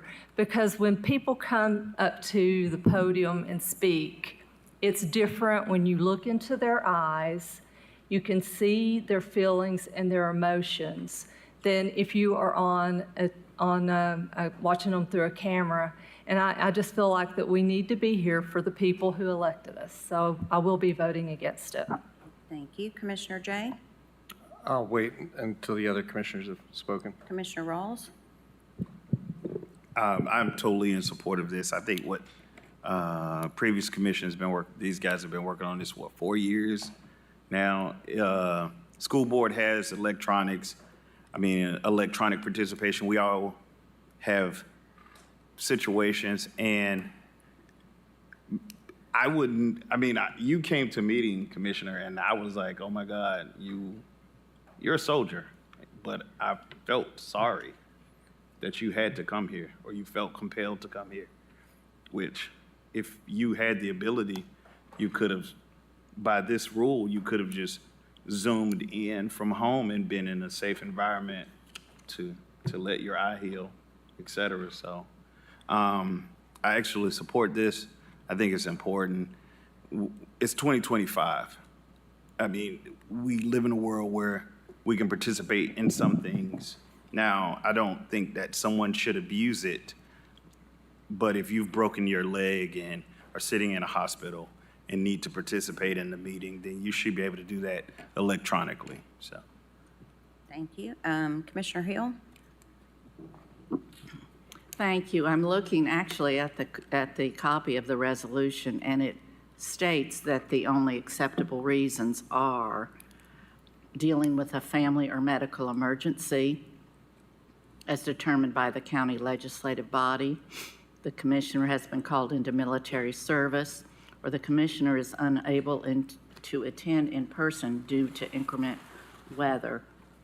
I absolutely think that this is more than reasonable, aware of our former Commissioner Daley's very serious problem that he had that made him unable to attend. Just is an absolute example of why commissioners, even if they cannot make it here, should still be allowed to serve and to represent their districts. Thank you. So you're it, Commissioner Jay. Okay. Thank you, Madam Chair. I'll just re-outline this. The policy is there for extreme circumstances. Commissioner Russell, I pray that you never have a family member that is out of town that needs your assistance the day before an election or before a commission meeting, or you're called into military service in which you would still want to represent your constituents, or you yourself had an inclement weather issue that would you would put yourself in danger to come here. The goal of this originated from one of our commissioners, Commissioner Carson Daly, who literally had 55,000 constituents that he could not serve on this body because of a leg infection. And there are extreme circumstances, but as somebody who represents 506,000 people, I would want to participate in any way possible and be in front of the public in any way I possibly could. And if it meant that I was under circumstances that such as is outlined in the resolution, then I would certainly do every effort I could to represent my people. I appreciate the support. Thank you very much. Thank you. All right, so we have got a motion on the floor by Commissioner Jay and a second by Commissioner Frazier. I will do a roll call vote, and we'll start in District 1. Commissioner Rawls? Aye. Commissioner Durrett? Aye. Commissioner Oster? Aye. Commissioner Jackson? Aye. Commissioner Russell? No. Commissioner Hill? Yes. Commissioner Lee? Aye. Commissioner Thompson? Yes. Commissioner Fox? Aye. Commissioner Jay? Aye. Commissioner Frazier? Aye. All right, motion passes 10-1. All right, next item, please. Item number 42, Resolution 906, amending the Knox County Commission Rules, Rule 10, Section S, Commissioners not serving on committees with family members. regarding a commissioner not serving on a committee if that commissioner has a family member working in a Knox County government department which may be regulated, investigated, or overseen by such committee, effective September 1, 2025. Thank you. Do I have a motion to approve? Motion to approve. I have a motion on the floor by Commissioner Hill. Do I have a second? Second. And I got a second by Commissioner Durrett. Commissioner Hill. Actually, I'm wondering if I shouldn't just defer, because I know that there's going to be a substitute motion made, and I would prefer to just save my comments for then. Okay, so your motion is to defer? Oh, no, it's not to defer. Oh, I'm defer my. your time, I'm sorry. I was My like, time oh, at okay. this moment, yes. All right, thank you. Commissioner Russell? Yes, ma'am. I am wanting to make an amendment to the wording. Currently, in one location, it calls for a committee or a board, and in another location, it calls for a committee or subcommittee. And so I'm wanting to add subcommittee where it's eliminated in one area and add board where it's eliminated in the other. We also outline who family members are. I noticed it lists grandparents, but it doesn't list grandchildren. And as a new grandmother, I can tell you the rest of them don't matter. That's the most important one anyway. So, the grandchildren definitely need to be added. It also says in-laws, but it doesn't really specify what in-laws. So the word equivalent in-laws needs to be added there. The resolution also says that a commissioner should not be on there if a family member works in Knox County government. I think it should be both a commissioner or a family member. A family member may produce, depending on how well you get along with that family member, may produce personal conflict. But yourself, being an employee of Knox County, working in a particular department would definitely create conflict and would definitely make you subject to being potentially audited. So the word commissioner needs to be added there to make sure that we're covering not only the family, if you have a family member, but also if you are employed by Knox County. And then finally, the last item that I am suggesting amending, and I do have this in writing, so you'll have it for your records. The last item that I'm suggesting is we say that if a commissioner, if a commissioner has a family member in any Knox County government department or agency, which might be regulated, investigated, or overseen by such committee. I want to further that and make sure that we add a sentence that says an agency is defined as including, but not limited to, a nonprofit organization receiving funding from Knox County and therefore by contract having the same level of potential regulation, investigation, or oversight by the audit committee. Currently, if someone receives funding from Knox County, the contracts with those not-for-profits specifically states that they are subject to regulation and audit of the audit committee. So therefore, if an individual working for Knox County were concerned that they may be involved in an audit, we also need to be concerned that the not-for-profit would be involved in an audit. Both of them are could equally be targets of an audit. And so therefore, that needs to be added to make sure. The goal here is to make sure that we are addressing any potential conflict of interest. If we're wanting to address any potential conflict of interest, then we need to address them all. We have had we've had situations where currently we have, public distrust somewhat of the government right now in Knox County. And if we're trying to make sure that we are above reproach, then we need to make sure that we address everything, every one of these. And I just happened to notice that Director Holden is back there.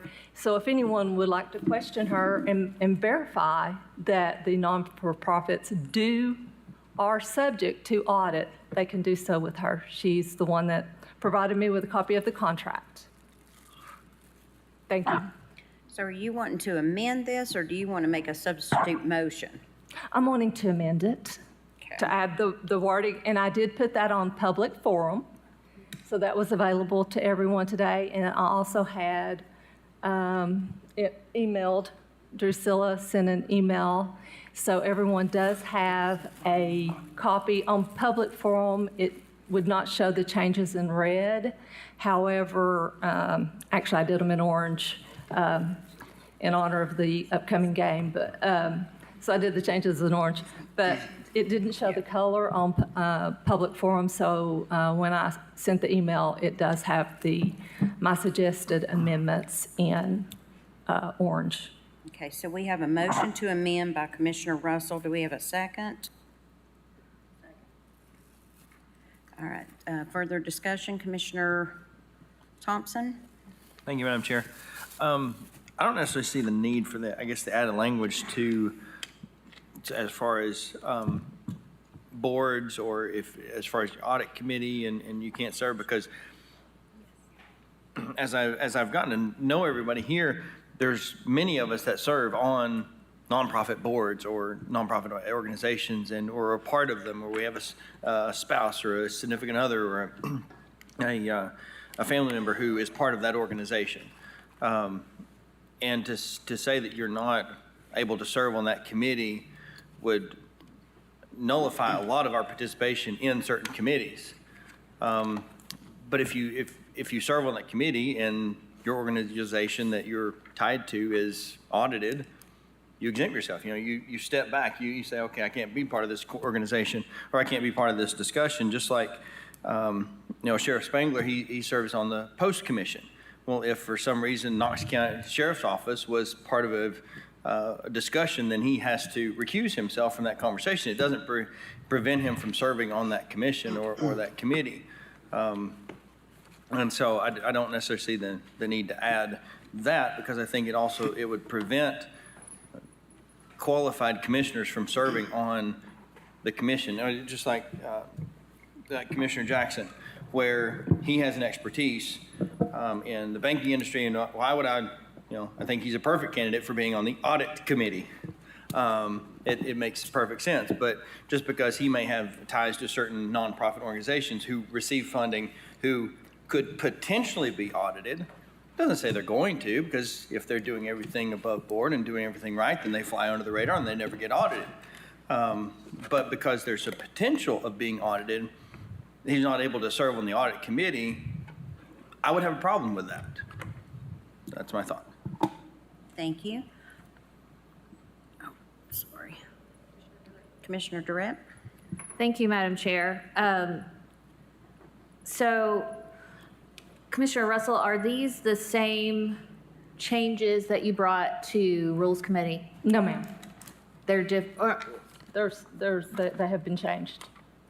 again from the, okay.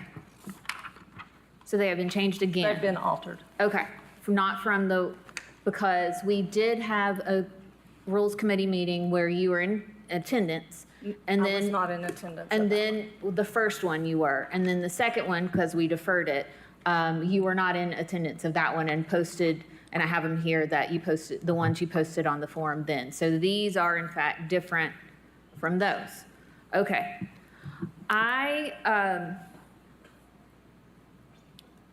As Commissioner Thompson stated, a lot of us are on boards and committees of either within our own commission or on nonprofits because of our seat on commission as an elected official and a representative of the county and the county's constituents. And so adding that, I fear, would eliminate the ability for a majority of commission to serve on boards and committees or whatever they are with nonprofits.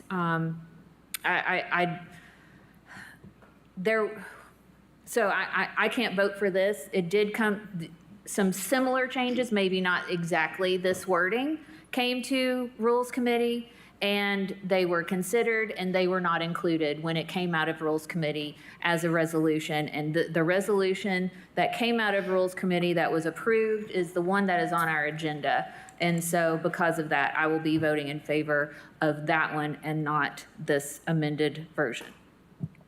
Thank you. Commissioner Fox? Thank you, Madam Chair. I'm putting this out there. I want to hear somebody explain to me why on the one hand, it wouldn't be proper for a commissioner to serve on a committee where there's, one of these things, spouse, parent, et cetera. But on the other hand, it wouldn't be expansive to include the additional organizations that Commissioner Russell's talking about. And maybe I just don't fully understand the controversy, because to me, it seems like if there is any chance of you voting on something that concerns another branch of the Knox County government or anybody that gets money from the Knox County government, why you shouldn't be disqualified from serving on a committee. And actually, before that, I would like to hear from Mr. Moyers, because I read that case. I don't know if you did. And what I got from that case, I should ask this question instead of what I just asked.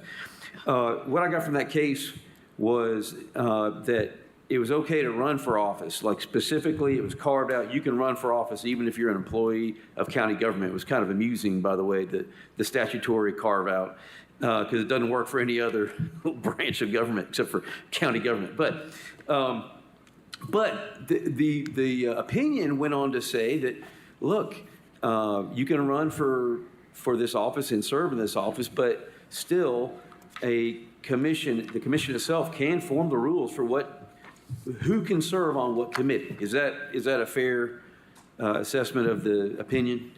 Yes, the committees, the commission committees are completely creatures of the commission. We could have no committees if you wanted to, so you can obviously set the rules for how they, who can serve on them and under what circumstances they can serve. But at the end of the day, though, anything that comes out of committee comes to the commission at large, and the whatever commissioner is involved would still be able to vote on issues of concern, right? They're not precluded from voting on a measure that comes to the commission at large, regardless of whether there could be a potential conflict. Well, okay. First of all, your service on a committee does not affect your vote at commission at all. Right. But if there is a conflict, the charter sets forth how to deal with that. There's a whole section of the county charter that talks about, announcing that you have a conflict. If you're a county employee, you're sort of required to say, I'm voting on the budget. It affects me, but I'm asserting that or certifying that it's not affecting my vote. So there's a whole section that's set out on how to deal with those kind of conflicts. Okay. But no, just service on a committee doesn't affect your vote. I mean, you could vote positively in Rules Committee and come here and vote negative if you wanted to. It doesn't affect it at all. It's not a conflict, sir. Right. Well, I would just like somebody who opposes Commissioner Russell's amendment to explain why. I'm just having a consistency problem. Why should we limit this narrow, or make it very narrow as far as who can serve on certain committees, instead of expanding it to touch upon any potential conflict? I guess and I'm just looking for somebody to make the case for me. I think Commissioner Hill wanted to wait till the end so she could explain her part. So, Commissioner Russell, do you have something else to add? Yes, ma'am. Okay. Thank you, Madam Chair. Commissioner Thompson, I really appreciate what you said about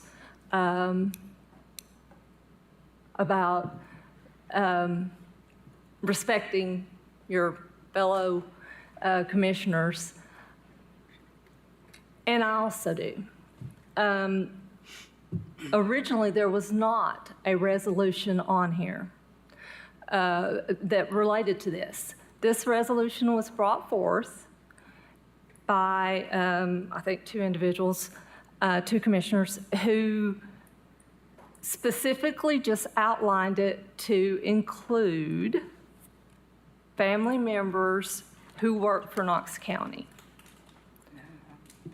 I have a family member who works for Knox County. My family member has worked for Knox County since 2010. My husband works for Knox County well before I even thought about public service. So he's worked for a long time. I actually was an auditor for 3 years of my life for Ernst & Young, which is one of the 6 largest auditing firms in the world. I would dare say there's no one else up here who has 3 years of audit experience with one of the 6 largest auditing firms in the world. So I would say that puts me pretty close to being very, very well qualified for this position. However, this rule, the way it is currently written, only applies if your spouse, if your family member works for the county government. Well, your family member has no more of a chance of being audited as a not-for-profit does. They both have equally the same ability to be audited by Knox County Audit. So if one's a conflict of interest, then the other is a conflict of interest. Either neither are a conflict of interest, or they both are a conflict of interest. I agree. I think the majority of us know right from wrong and know when to recuse ourselves.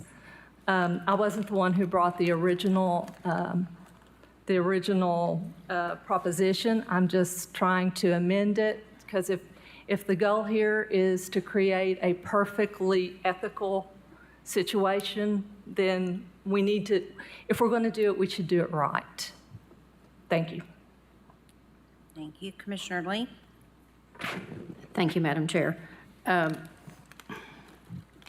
To Commissioner Thompson's, what I want to say is I think that I'm on the Rules Committee, and I did not agree with this rule. I think this is a all for thee but not for me rule. This was, I believe, targeted towards Commissioner Russell, who is very qualified to be on the Audit Committee.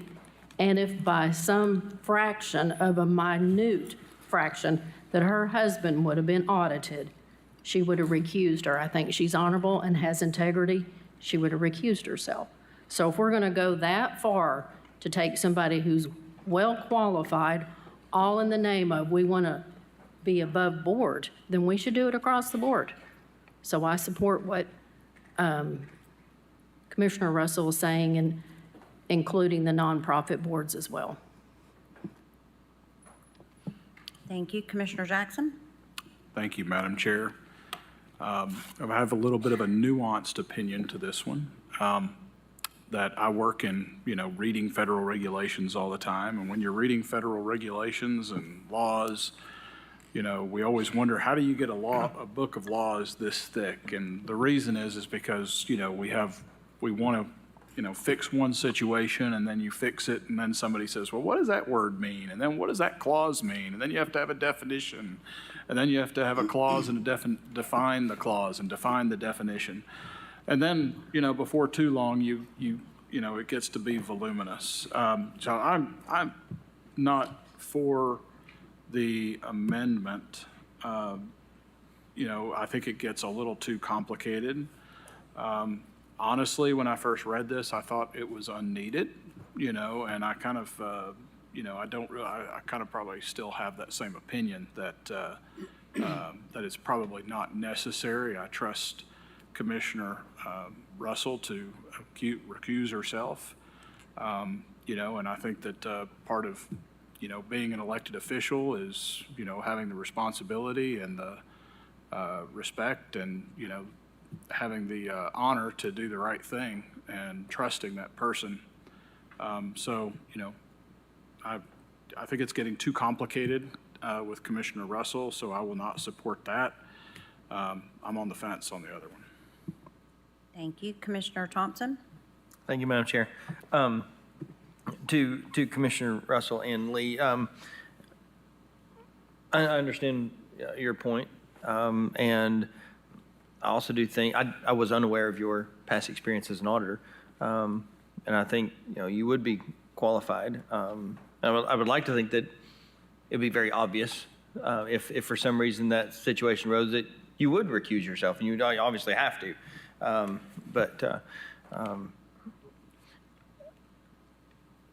And then with Commissioner Jackson, I do think that you can make it. It's like having a child. How many knee pads and helmets and things you try to put on so they don't get hurt, and you try to put so many safety things in place, and inevitably there's always something that's going to hiccup that come along that you didn't expect. So I like simple is better. I'd like to think we still have some common sense when things need to be, we need to recuse ourselves or step away. I mean, even in Planning Commission, we have realtors and land developers and people in that realm in there. And when a case comes before them that they have to preside over, then that they are involved in, they have to recuse themselves. But it doesn't prevent them from serving in that capacity. So I don't know. I like things to be a little more simple. So, yeah. Thank you. Commissioner Russell?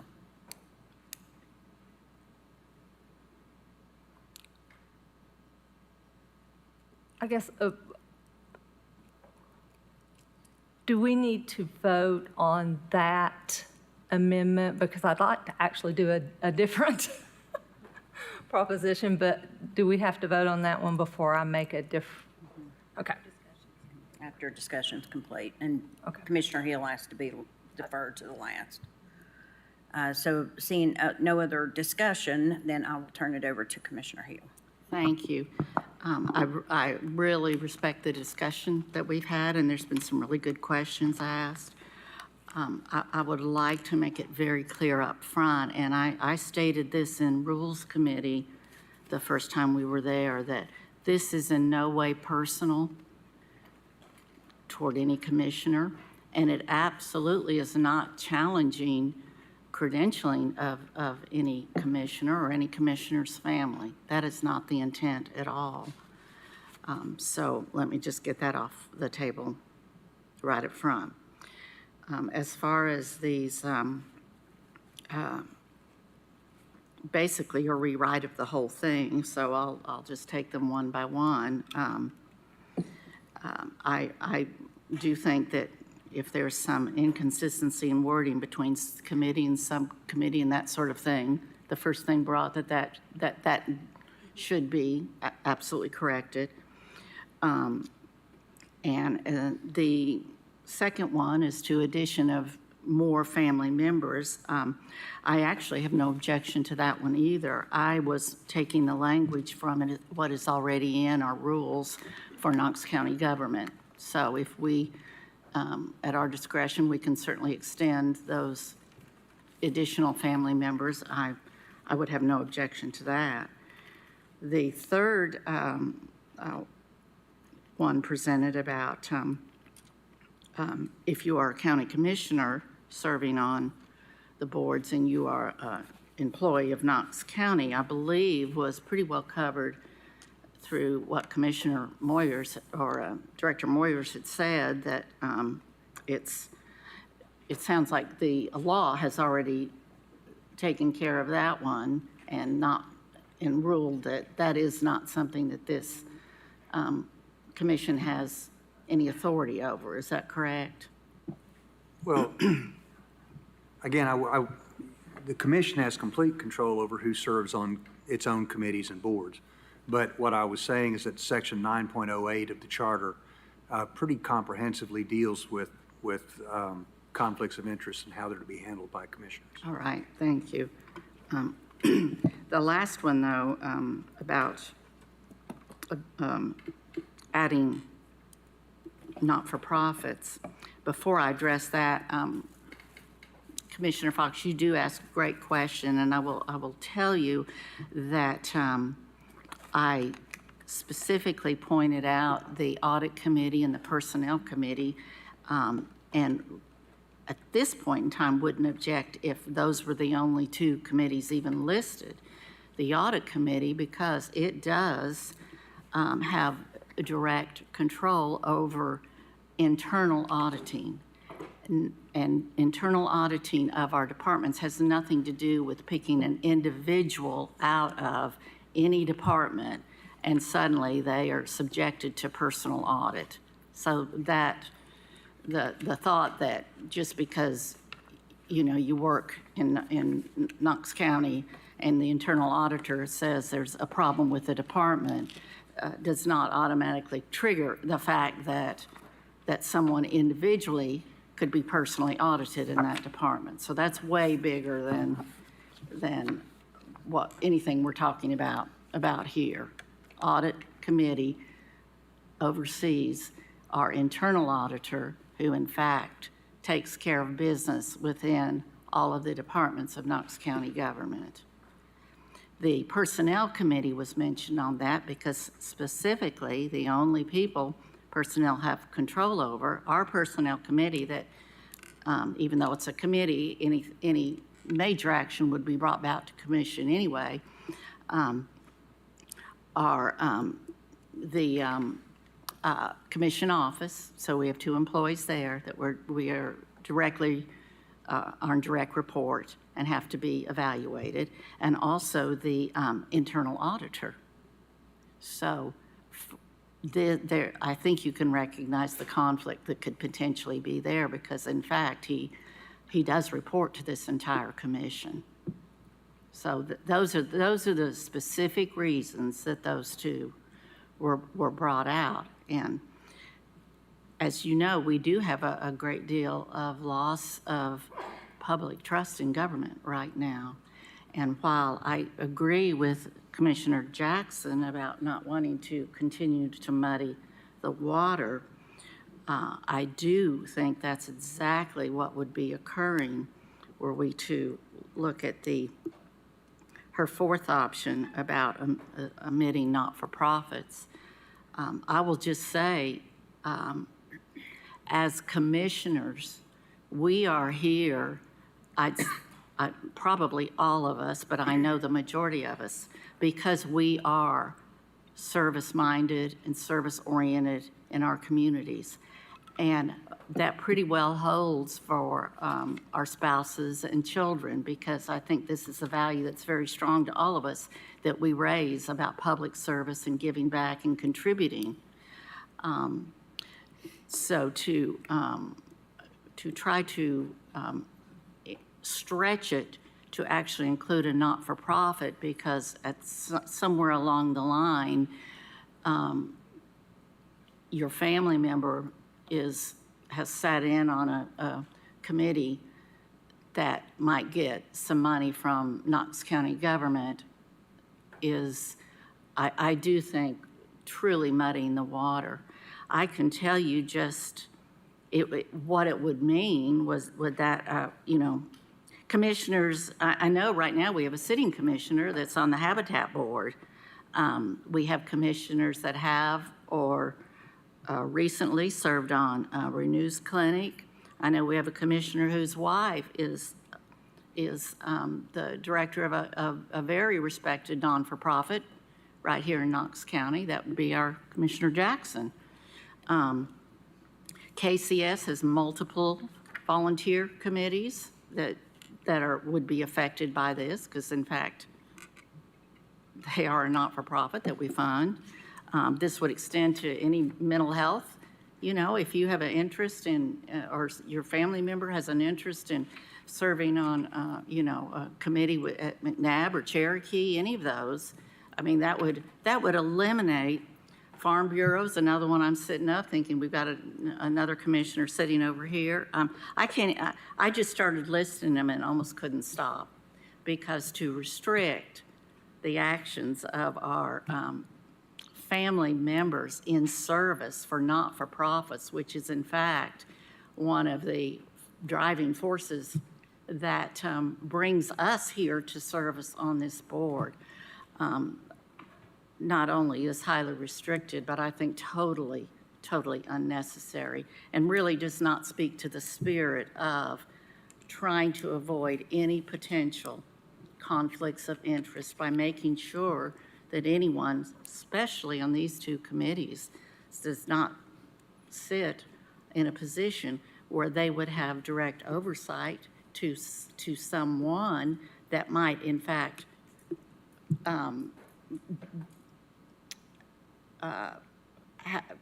be in a position to make a decision over another family member. So I just think reaching beyond this is totally unnecessary. We are trying to accomplish what has in fact been in our headlines that none of us like. And it is more important now than ever that we absolutely be held to a higher standard. And this is my attempt to make sure that no one can point, especially at these two committees, and reflect on an action, you know, one of us may have taken because we had a family member that was, in fact, worked for a department that was audited. So that is, in fact, where all this came from. So because of all that, I'm not going to vote for the amended motion, and I will be happy to make some revisions in my original motion if we get back to it. So thank you. Thank you. Commissioner Russell? I guess I'm confused. Are we wanting to vote on that one now? We're or going to would vote you on like- the amendment, but you had your light on, so I didn't know Okay. if you wanted to add something. Yeah, And then Commissioner Lee had something also. Thank you, Madam Chair. I just had a comment. If we're voting on whether or not the people would have family members that serve on a nonprofit, I think that would be a conflict for those people that would pertain to even vote on that. If they're voting on whether or not their family member serves on a nonprofit, that's a conflict for them to vote on that.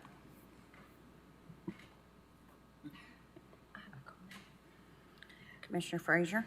Thank you. I just wanted to remind Commission that the funding application process that is currently in place for Knox County is a scored application process, and it is done so by an impartial review committee. And so I think that it's important that we do remind ourselves of that is a process that we are removed from for a reason, that there is an impartial board, and it is a very lengthy process, an application process, and it is scored. Thank you. All right. Madam Chairman? Yes. I'm sorry. I think I confused you. I'm sorry. Yes, I do actually want to add some things here. This would not apply to all not-for-profits, obviously. This would just apply to not-for-profits that receive funding from Knox County. And in no way am I calling into question anyone's, any individual on giving funding to the non-for-profits. I know it goes through a procedure, but nonetheless, the contract that the not-for-profit signs specifically includes a paragraph that says they are subject to our internal audit department. The internal audit department does have the ability to go into any of those nonprofits and perform the exact same procedures that they perform for any of the different departments in Knox County. So, and we've talked a lot about what good the not-for-profits do, which I agree, they do a lot. There are a lot of not-for-profits that do a lot of good. However, we seem to talk about how wonderful they are and how above board they are but we're questioning our own employees? Why would we hold Knox County employees to a different standard or expect somehow make it seem like they are lesser than the employees of the not-for-profits? Either they're all under the same, they are equally subject to the exact same potential to be audited.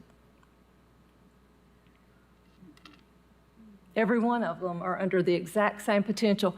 And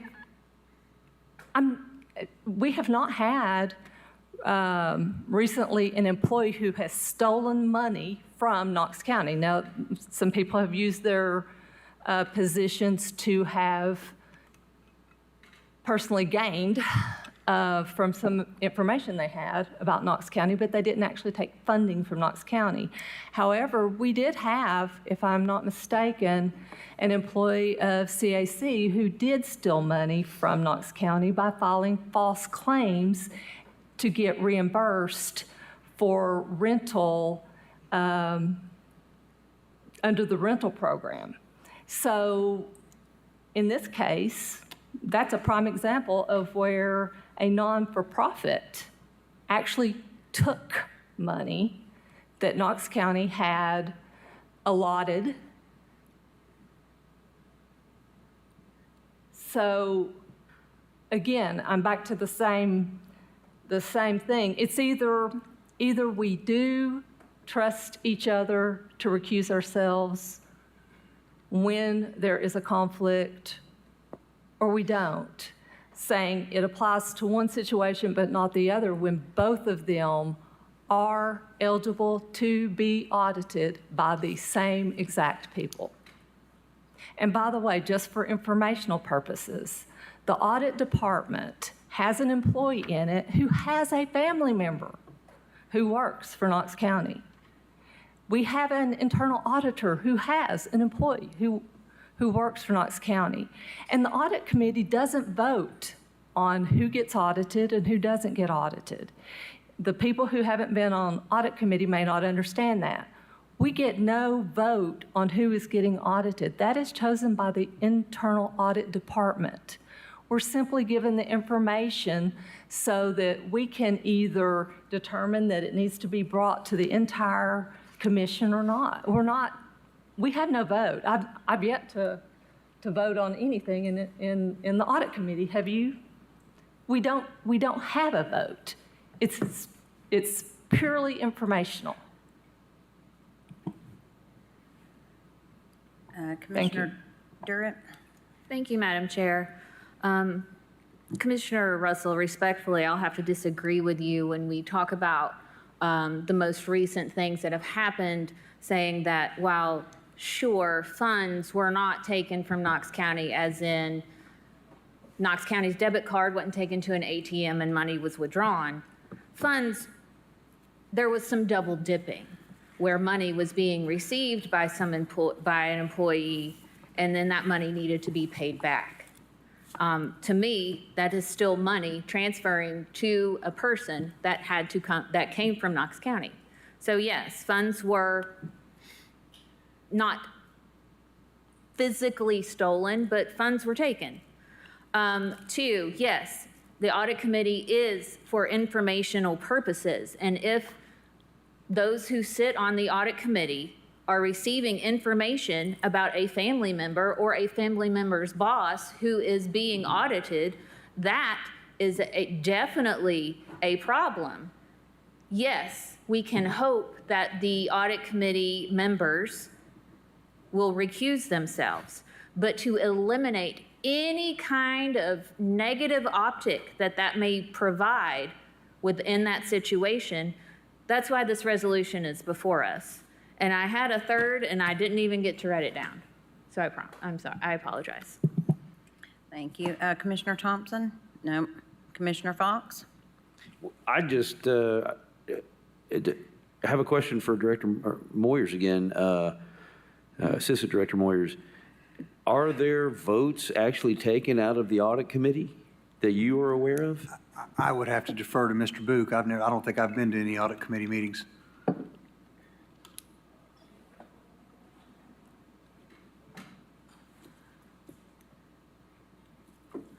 Is the question. The question was, does the audit committee actually have votes? Do they vote on anything in the audit committee? No, they don't vote on anything as such in the audit committee. Excuse me. They make suggestions and may come out of the audit committee, excuse me, to send it to the comptroller. If there's some sort of criminal activity involved, then it will be suggested it be sent to the comptroller. And it's more, there are not that many on the audit committee. But the audit committee has absolute authority, or this commission has authority also to tell the audit committee or the internal auditor to investigate something. So they've always had that power. This commission has always had that power. I'm not sure if I answered the question. I'm not sure what the issue is. Well, just to explain, if the people sitting on the, commissioners sitting on the audit committee don't really, they don't take, any action, like for instance with the rules committee, rules go through the rules committee and then there comes a recommendation from the rules committee. But if the audit committee is just an advisory body, then I guess I'm struggling to understand why there should be the kind of restrictions sought by Commissioner Hill's proposal. I can answer that. Okay. That is correct. They don't take a vote per se, but when the audit committee goes into executive session, there is very sensitive information that is shared, and if you are sitting on that committee and the information shared happen to be about a department or an area where you have your spouse or child working, then that is where I think we could conceivably be putting ourselves in a difficult situation, because that person on the committee did in fact have available to them very sensitive information. I'm not suggesting that would happen, but I am suggesting that it's not a good look. Madam Chair, may I respond? Yes. Okay, so, and I raised this issue in the Rules Committee, that right now, as the commission rules stand, any commissioner can attend any committee meeting. They may not be able to vote, but right now, I've not attended an audit committee meeting, but I could go attend one if I wanted to. And I could attend an executive session the way the commission rules stand right now. No, that's incorrect. You could not attend an executive session. That is for the committee members only. Oh, okay. I'm sorry. Okay. Does it say that in the commission rules? It's under TCA law. You can attend, any commissioner can attend an audit committee meeting, period. I mean, but the executive session, by law, the things that come in through the fraud hotline are confidential. That's why we have executive session, to tie that up. And I have seen an instance where a member of the audit committee who is in the executive session has said, I recuse myself because there's the appearance.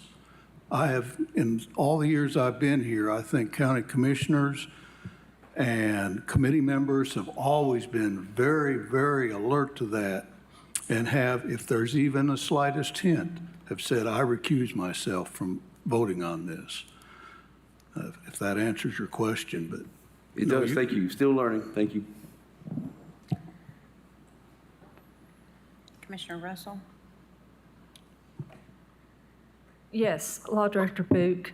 The two executive committee sessions that did occur while I have been on the audit committee, at both of the beginnings of both of those, did I ask if there was going to be anything that would make me in a conflict of interest? And if I was told there might be, did I not recuse myself? And leave, not only not vote on anything, but I actually left the room. That's correct. That's correct. Commissioner Russell, this is not about you personally. This is not about you personally. I started out saying that, and I conclude saying that. Commissioner Jay. Thank you, Madam Chair. Anybody can find a very broad outline of what we do on Knox County's website. Internal audit lays out our role and functionality. We do vote on certain items at certain times. This committee also has when applicable, we vote on the hiring and firing of the internal auditor and director. So, the rule, when we get into the nuance of these rules, I think Commissioner Jackson said it earlier, we're fine-tuning what is the potential that somebody could do to abuse the rules. So we do vote on the performance and the hiring and firing of our auditor. If somebody were to use their position in nefarious ways to be vindictive to the auditor, they could certainly use that position to vote to fire that person.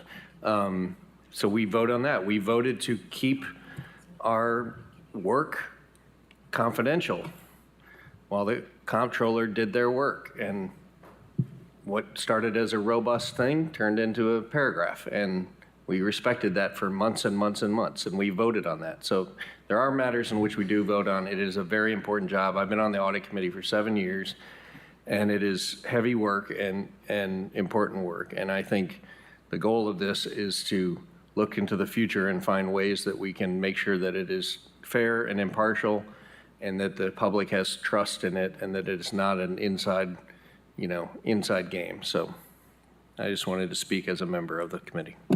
Thank you. Commissioner Frazier? Thank you. Just a quick point of order. I just wanted to remind all the commissioners that if you have a question for the law director or the law department, please turn on your light and wait until you are called upon, and then address the law director so that the full body can hear the question and the answer. We can't have side conversations, and so it's really important that we just follow our Robert's rules, okay? Thank you. Commissioner Rawls? Thank you, Madam Chair. I'd like to bring us back to the spirit of why we're having this discussion, because I think there's this creep that has happened in back and forth and then. So the spirit was, there was conversation that the comptroller was here and doing an investigation. And so at rules, there was a discussion about making ourselves transparent and above board. And so now we're finally discussing right now what this is about. And it's about the audit committee. And the audit committee I don't sit on an audit committee, I sit on rules. And audit committee looks at really, really sensitive information that none of us see in the other committees. That's just a fact. And so it was said that, hey, if we have family members, et cetera, on this committee who work while we're doing an audit, that may look troublesome. So we don't want to look like we're playing inside baseball. Again, the comptroller's here, so things are kind of whipped up, and it's, hey, let's figure this thing out.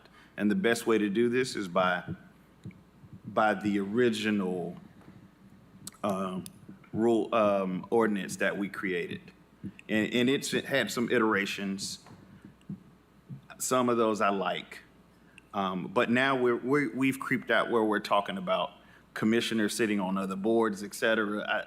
I don't know, we're getting pretty far, and I think we need to get back to the mothership of what it's about, and it's about that thing of how do we look and behave above board. And I'm not accusing anybody of anything. I'm not saying anything. I'm talking about the spirit in which we need to do this. if we need to do this at all. So I just wanted to bring us back on that tangent. So thank you, Madam Chair. Thank you. Commissioner Fox? Thank you, Madam Chair. Yep, I'm sorry to have violated the protocol, and I do have a question for Mr. Moyers. Are we talking about TCA 9-3-405? Yes, sir. Okay.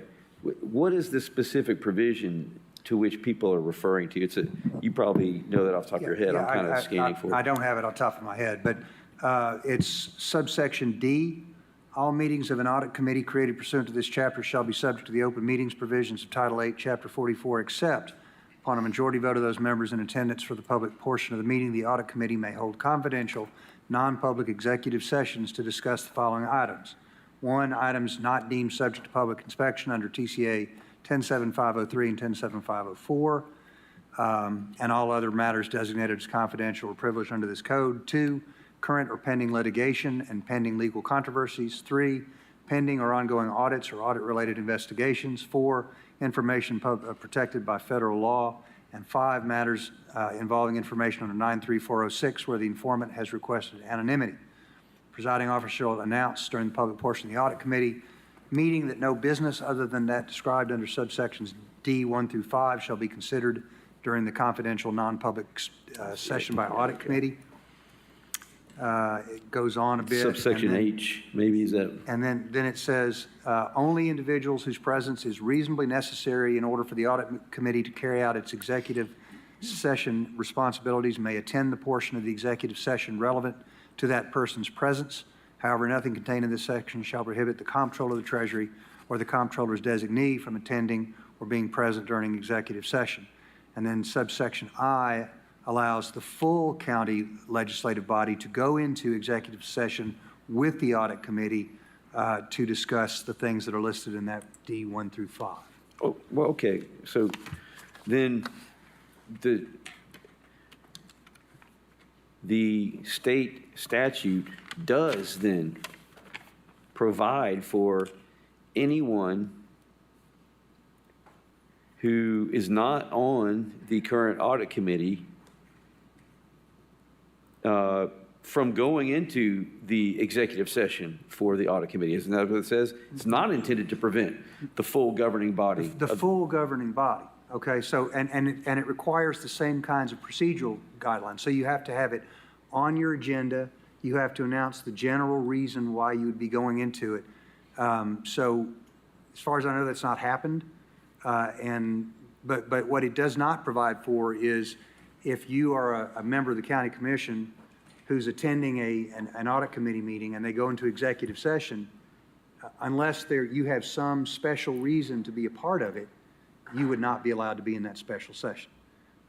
If you wanted to meet with the full audit committee as a county commission, you would have to, as I read this rule or this statute, you'd have to actually put it on the commission agenda that at this point we're going to take an executive session with the audit committee. We're generally speaking going to discuss this matter. No business is going to be conducted. No votes are going to be held during the executive session. So it's not as simple as just being a commissioner, going to a meeting, when they go into executive session, well, I want to go in there too because I'm a member of the county commission. Okay. I don't think the rule allows that. Okay, thank you. All right, we have got a motion to amend on this item by Commissioner Russell and a second by Commissioner Lee. That is what we will vote on first. So all in favor of the motion to amend, say aye. Aye. And all opposed? No. All right. Let's go ahead and do a roll call. Just start with 2. Commissioner Durrett? No. Hey, Commissioner Oster? No. Commissioner Jackson? No. Commissioner Russell? Yes. Commissioner Hill? No. Commissioner Lee? Yes. Commissioner Thompson? Commissioner Fox? Commissioner Jay? Commissioner Frazier? No. Commissioner Rawls? No.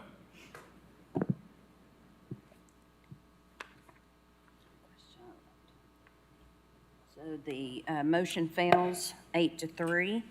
So we are back to the original motion made by Commissioner Hill, second by Commissioner Durrett. Commissioner Russell.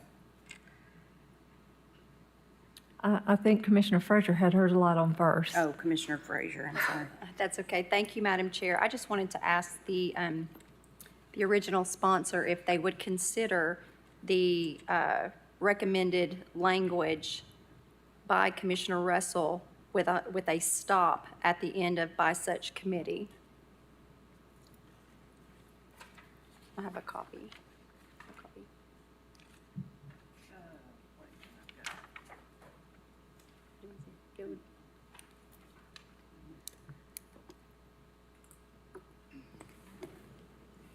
It would include the language that you mentioned you were in support of with committee, subcommittee, board.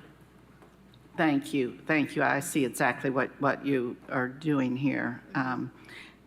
And if I may restate, this Yes. would be my substitute motion to clean up the language. Is that allowed, Chair Oster? Yes. All right, thank you. I am suggesting the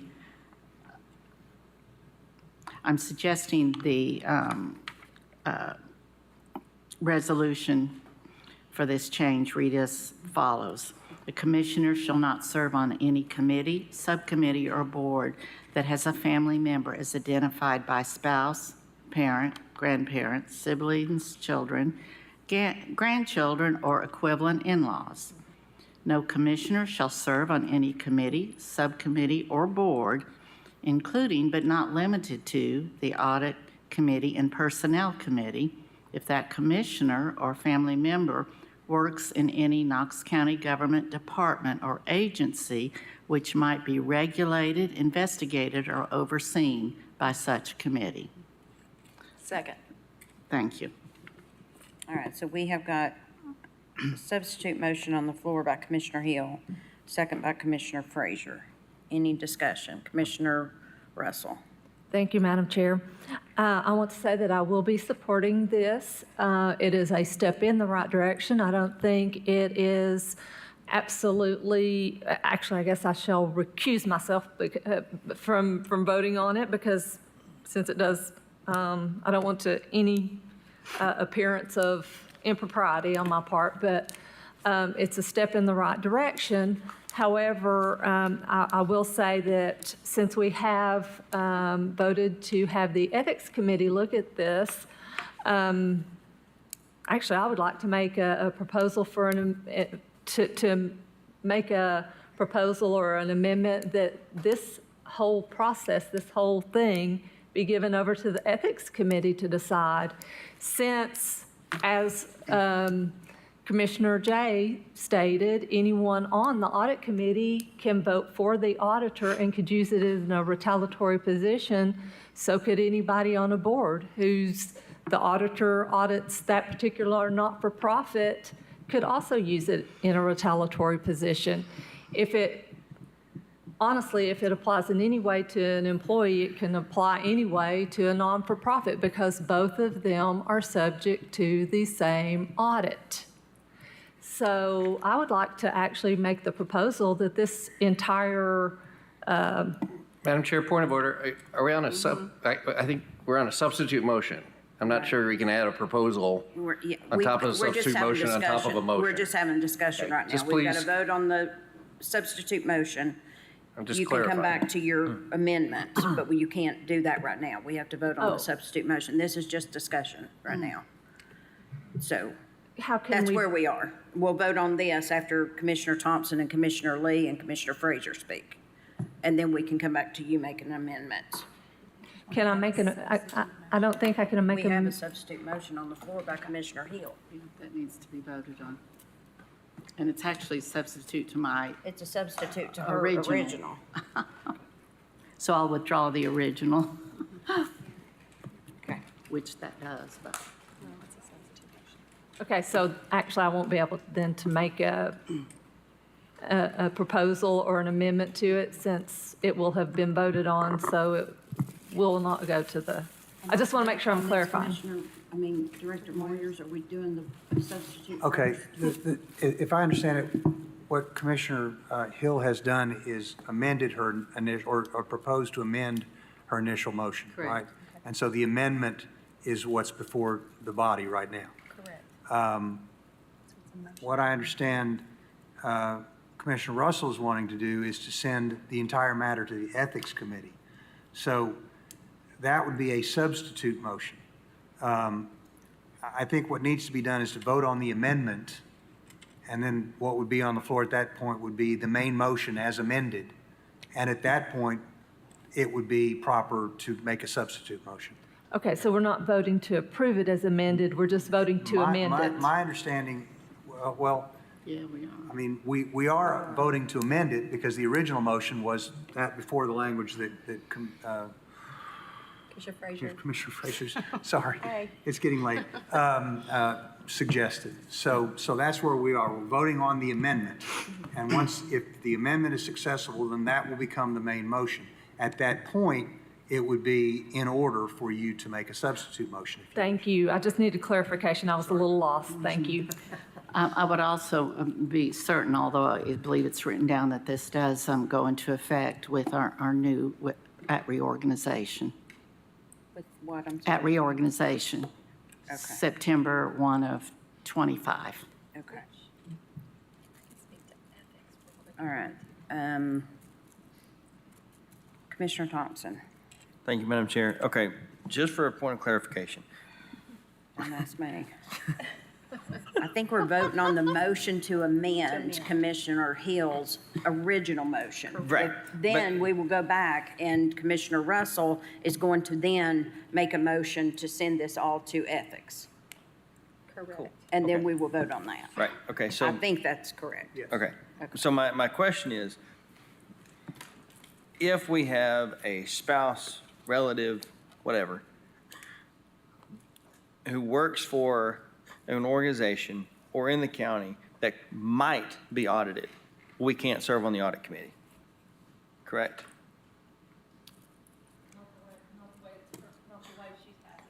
So if a nonprofit organization receives county funding and our spouse or relative works for them, is on their board, or we serve on their board, we can't, and they might be audited. Because there's a lot of money that goes to a lot of organizations. That's not what and she it's said. That's not what Kim, that's not what. Don't No. no. turn. That's what Andrew's Okay, motion was. wait, let's, Commissioner Hill, would you like to clarify this? Because this is muddy at best at this point. Would you return that copy to me again, please, Commissioner Frazier? Oh, yes, I'm so sorry.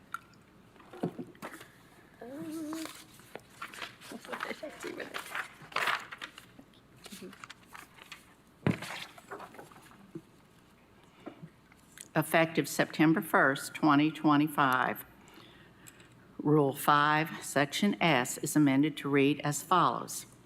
A commissioner shall not serve on any committee, subcommittee, or board that has a family member as defined by a spouse, grandparent, sibling, children, child, children, or equivalent in-law.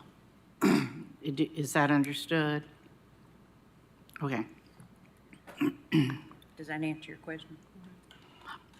No commissioner shall serve on any committee, subcommittee, or board, including but not limited to the audit committee and the personnel committee if that commissioner or a family member works in any Knox County government department or agency which might be regulated, investigated, or overseen by such a committee. Yes, sir. Okay. Can I ask, Madam Chair, can I ask a question right there? Commissioner Jay. Stopping right there. Yes, go ahead. Your language is not including the definition of an agency. When I think of an agency, I think of Knox County Schools, perhaps, You're correct, and I will. and the Sheriff's Department, perhaps, but I don't think of every nonprofit in the whole world. You're correct. Thank you. And are you suggesting we just leave agency out and just make it Knox County government? I think that would be cleaner because I do it's not too. up for interpretation. I do too. All right. Please omit or agency, which might regulate, investigate, or oversee by any such committee. So it's Knox County government. Commissioner Frazier? Thank you, Madam Chair. Just wanted to address that the resolution that we approved or passed to go to the Ethics Committee would include many of the things that we're talking about here. I don't think that it would be necessary to make another motion for this to be discussed or considered there because it does include nepotism, dual service, conflict of interest, employment restrictions, and so it really does cover most of this. Commissioner Jackson?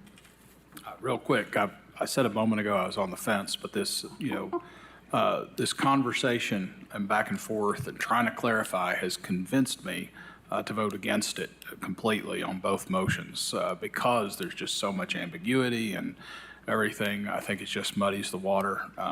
So I just, I get what everybody's trying to do, but I'm going to be voting against it. Commissioner Fox? Thank you, Madam Chair. So the way I'm interpreting this now is no commissioner shall serve on any committee if that commissioner or family member works in any Knox County department or agency. Correct. That's it. You can't serve on any committee if you have a relative who serves in the Knox County government. I believe if you look back to the one before, the sentence before, which might regulate, investigate, or oversee, or be overseen. There's lots of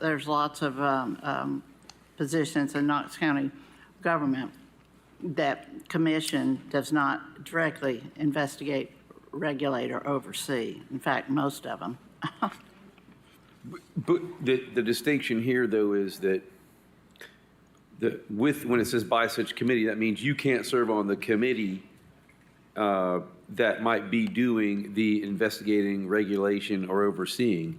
But if we take that out, then that means you can't serve on any. If there's a potential that you have a family member who works for Knox County government. We're not taking that out. Oh, you're leaving in by such committee. I thought you were putting a period after a committee, the word committee. I'm sorry, after the word overseen. I thought there was a period after the word overseen. In other words, I thought everything after overseen, including by such committee, would be elided out as the word eliminated, disposed of. Family member which works in Knox County government department, which might be regulated, investigated, or overseen by such a committee. Oh, okay. I thought somebody said. And I may have read that wrong. Okay. I apologize. All right. As long as the word by such committee is still in there, Yes, fine. it Thank is. you. It Okay, is. all My right. apologies. Commissioner Russell? Thank you, Madam Chair. Just a point of order. She has already made a motion to amend hers, and her previous amendment included the word agency. So at this point, the word agency cannot be removed until that has been voted on, correct?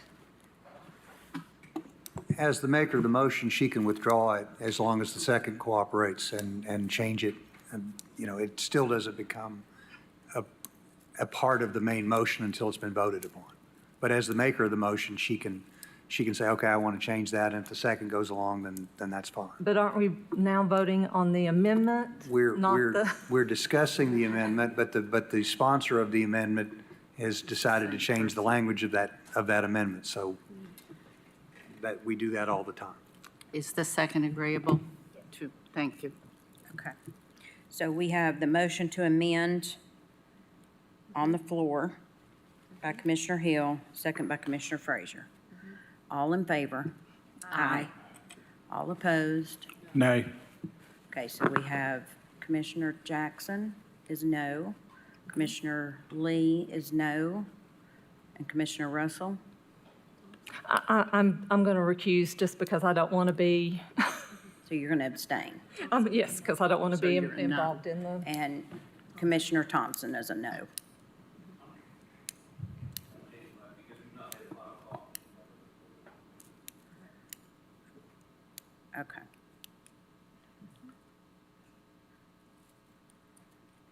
Do we feel better if we just did a roll call? Let's do a roll call. Yeah, Commissioner Oster? yes.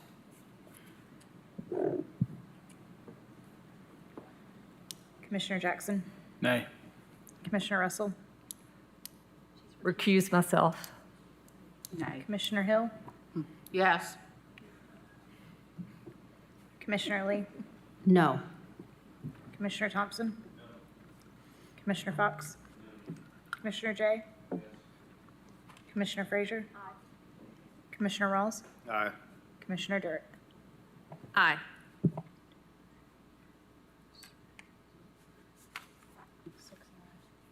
All right, so the motion passes, 6 ayes, 4 noes, and 1 abstain. So that motion passes. I'm sorry, but we're going to have to take a 10-minute break, so we will be back here at 7:25. We just have one more. Oh, okay, I'm sorry. Madam Chair? Oh, 2 more. Oh, we do, I'm sorry. On the amendment, we didn't vote on the motion. No, it's still, it's just the main motion is now. Angela, I swear this is not personal. It's not, I know it's not. But when you made that last comment, have I ever done? No, I It's- just wanted, I want it to be on record that I haven't. And I don't That's take- fair. I take That's it fair. not personal at all. I just think if the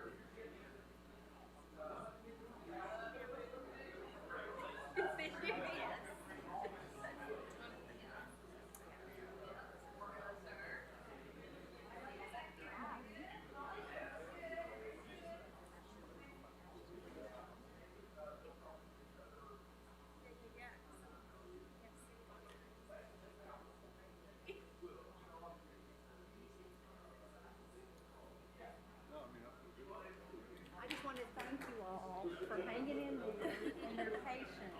Oh, sure. I know this is kind of like dabbing your eyeballs out over and over again.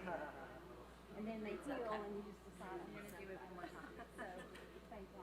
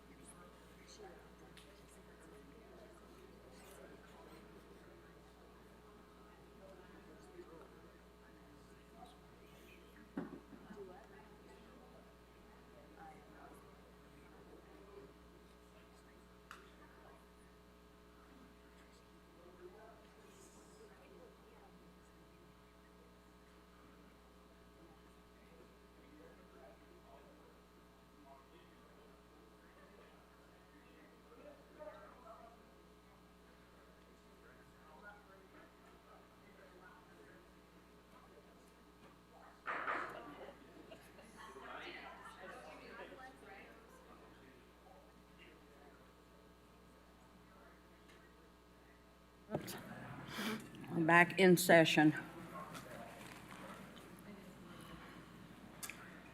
Okay, where's Director Moyers? Oh, okay. He's going to explain to us what is next on this, because I think we all got very confused. Where we are is on the main motion as amended, and now the floor is open either to move the question or for any amendments to the current main motion or substitute motions. Commissioner Russell. Yes, I would like to make a motion for an amendment that this be sent to the Ethics Committee to deal with, because they are going to be the most unbiased to make the decision due to the fact that they're not on commission at all. So therefore, they have no vested interest in whether they have a spouse who works for a not-for-profit, whether they serve on a not-for-profit, whether they have, they're simply not on commission. I think the best people to make the rules for commission isn't ourselves. The best people to make the rules for us would be the Ethics Committee, or to give us a recommendation would be the Ethics Committee. So that's your motion is to amend to send to the Ethics Committee. If I might, that should be a substitute motion, not an amendment. Substitute motion, I'm sorry. I'd like to make a substitute motion. All right, we got a substitute motion on the floor. Second. Who was that? Okay. Okay. Do we have any discussion? Commissioner Fox. Thank you, Madam Chair. I think I'm going to be opposing this on the grounds of what we discussed earlier about the court case that Mr. Moyers and I were discussing, which says that the county commission, I think, has the prerogative to set its own rules. And so I think as a matter of protocol, I don't think we should defer to another body to set our rules. So that's my thinking. I'd like to hear other discussion on it, because we haven't had enough discussion tonight. No, we haven't. No, we have not. And thank you for that, Commissioner Fox. Commissioner Durrett. Thank you, Madam Chair. I will also oppose this because the Ethics Committee is made up of citizens put on the board by this body. We are the ones who approve the members of ethics. And so it is honestly, to me, no different than us doing it ourselves. No. Commissioner Russell? While we do appoint them, we don't appoint them individually. So therefore, they are going to be able to more adequately represent the entire body, plus the constituents than we are. Good point that you made, Commissioner Fox. What I would say to that is, though, they will be making all recommendations to us to approve anyway. That's what we originally approved. They're going to come up with recommended rules. Those will be brought back to us to approve. But it would be nice to have someone who's totally not involved in the situation weighing in on the situation, totally unbiased one way or another. Thank you. Commissioner Hill? Got it. Oh. I was before Ken. Oh. Oh, Hill. Oh. I'm sorry, it was Commissioner Hill.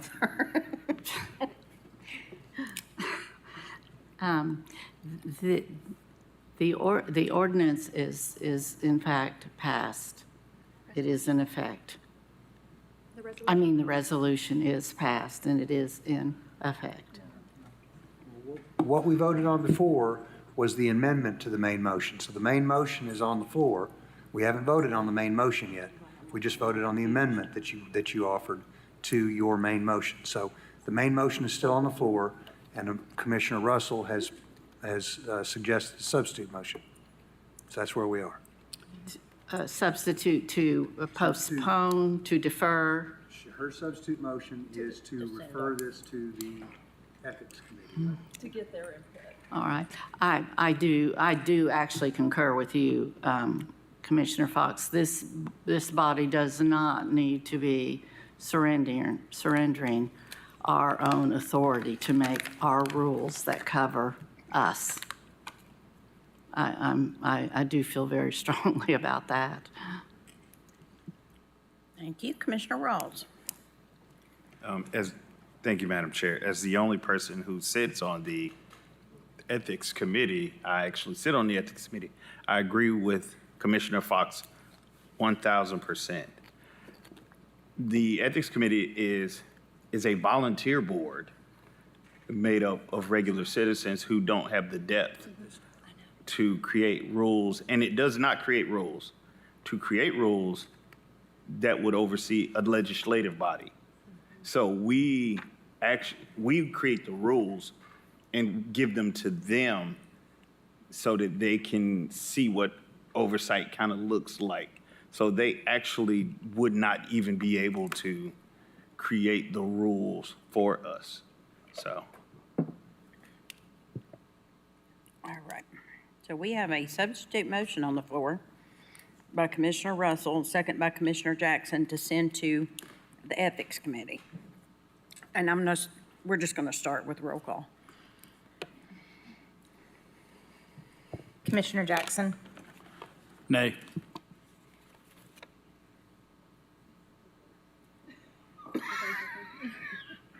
Commissioner Russell? Yes. Commissioner Hill?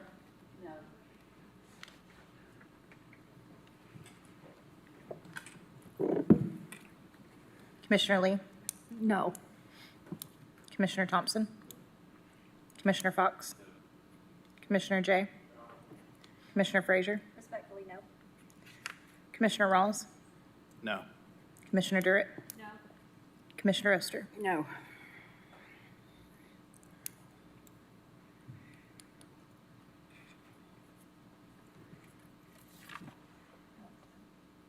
The motion fails, 10-1.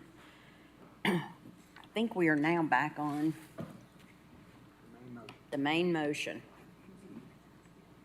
as amended. Yes. We are going to do a roll call vote.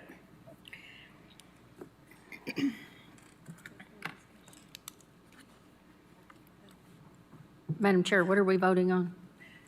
We're back on the original motion with the amendment, effective reorg 2025 and government, Knox County government. Is that correct, Commissioner Hill? Is that where we are? Yes, okay.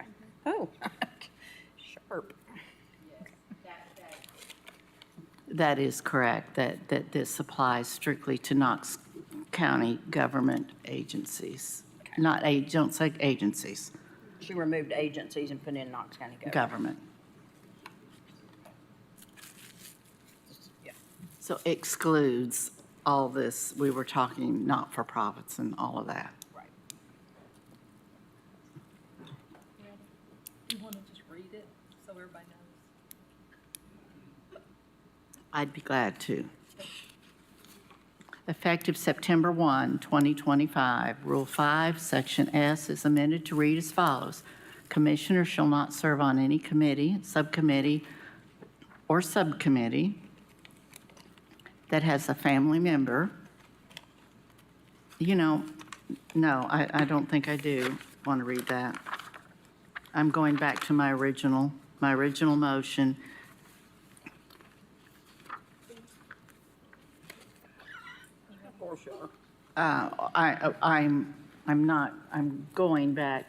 I'm going to read some changes in it.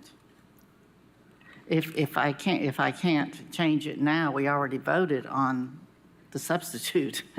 So I guess I'm confused why we're voting on it again. Because we still haven't voted on the main motion. We voted on an amendment, the amendment that was suggested by, I think, Commissioner Frazier. We voted on that, then we took, but we were just voting to amend the original motion. Then we took a break, and now we're back here, and Commissioner Russell made her substitute motion, which failed. Now we're on the main motion as amended. All right, and so can the clerk read to me the main motion that, sorry. She's like, no, actually, I can't. Well, this is Commissioner Hill's time, so she needs to be able to do what she needs to do. Thank you. It's probably better if you do it. To tell you what you did, so you can, because I'm okay, I'm gonna vote for it now. Not at this point. I think that she could offer another amendment. I mean, we've already voted on amending it, so it's sort of before the body now. Well, all right, I see what you're saying. And honest to goodness, my original motion is still much cleaner, but I will reread what passed in the substitute, just so no one's any more confused. Effective September 1, 2025, Rule 5, Section S is amended to read as follows. Commissioners shall not serve on any committee, subcommittee,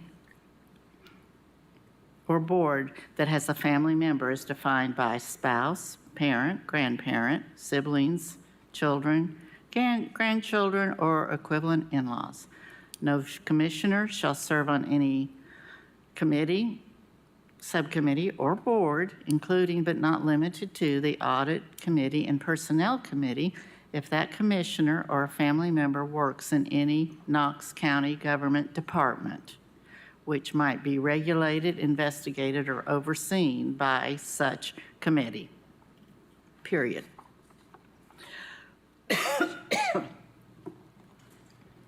That is my, that is a reread of it, and essentially it gets back to what I was originally reflecting on, was really targeting audit and personnel more than any of them, because they are, at the moment, the only two I can think of that actually have direct supervision over Does she need a new committees. second, or can the second agree to the change? Was there another change after we voted on the, no, there's no No, there's change. not. No. Okay. I just have a question. All right. Okay, does everybody know what we're voting on? Commissioner Hill just read. So we're back to the original motion of what we had on the floor. We're going to do a roll call.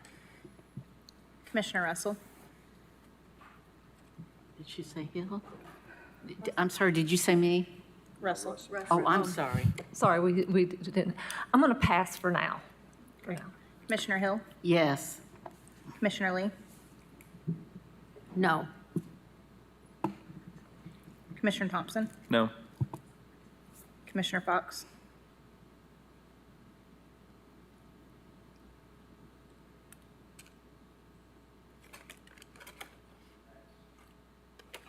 Commissioner Jay?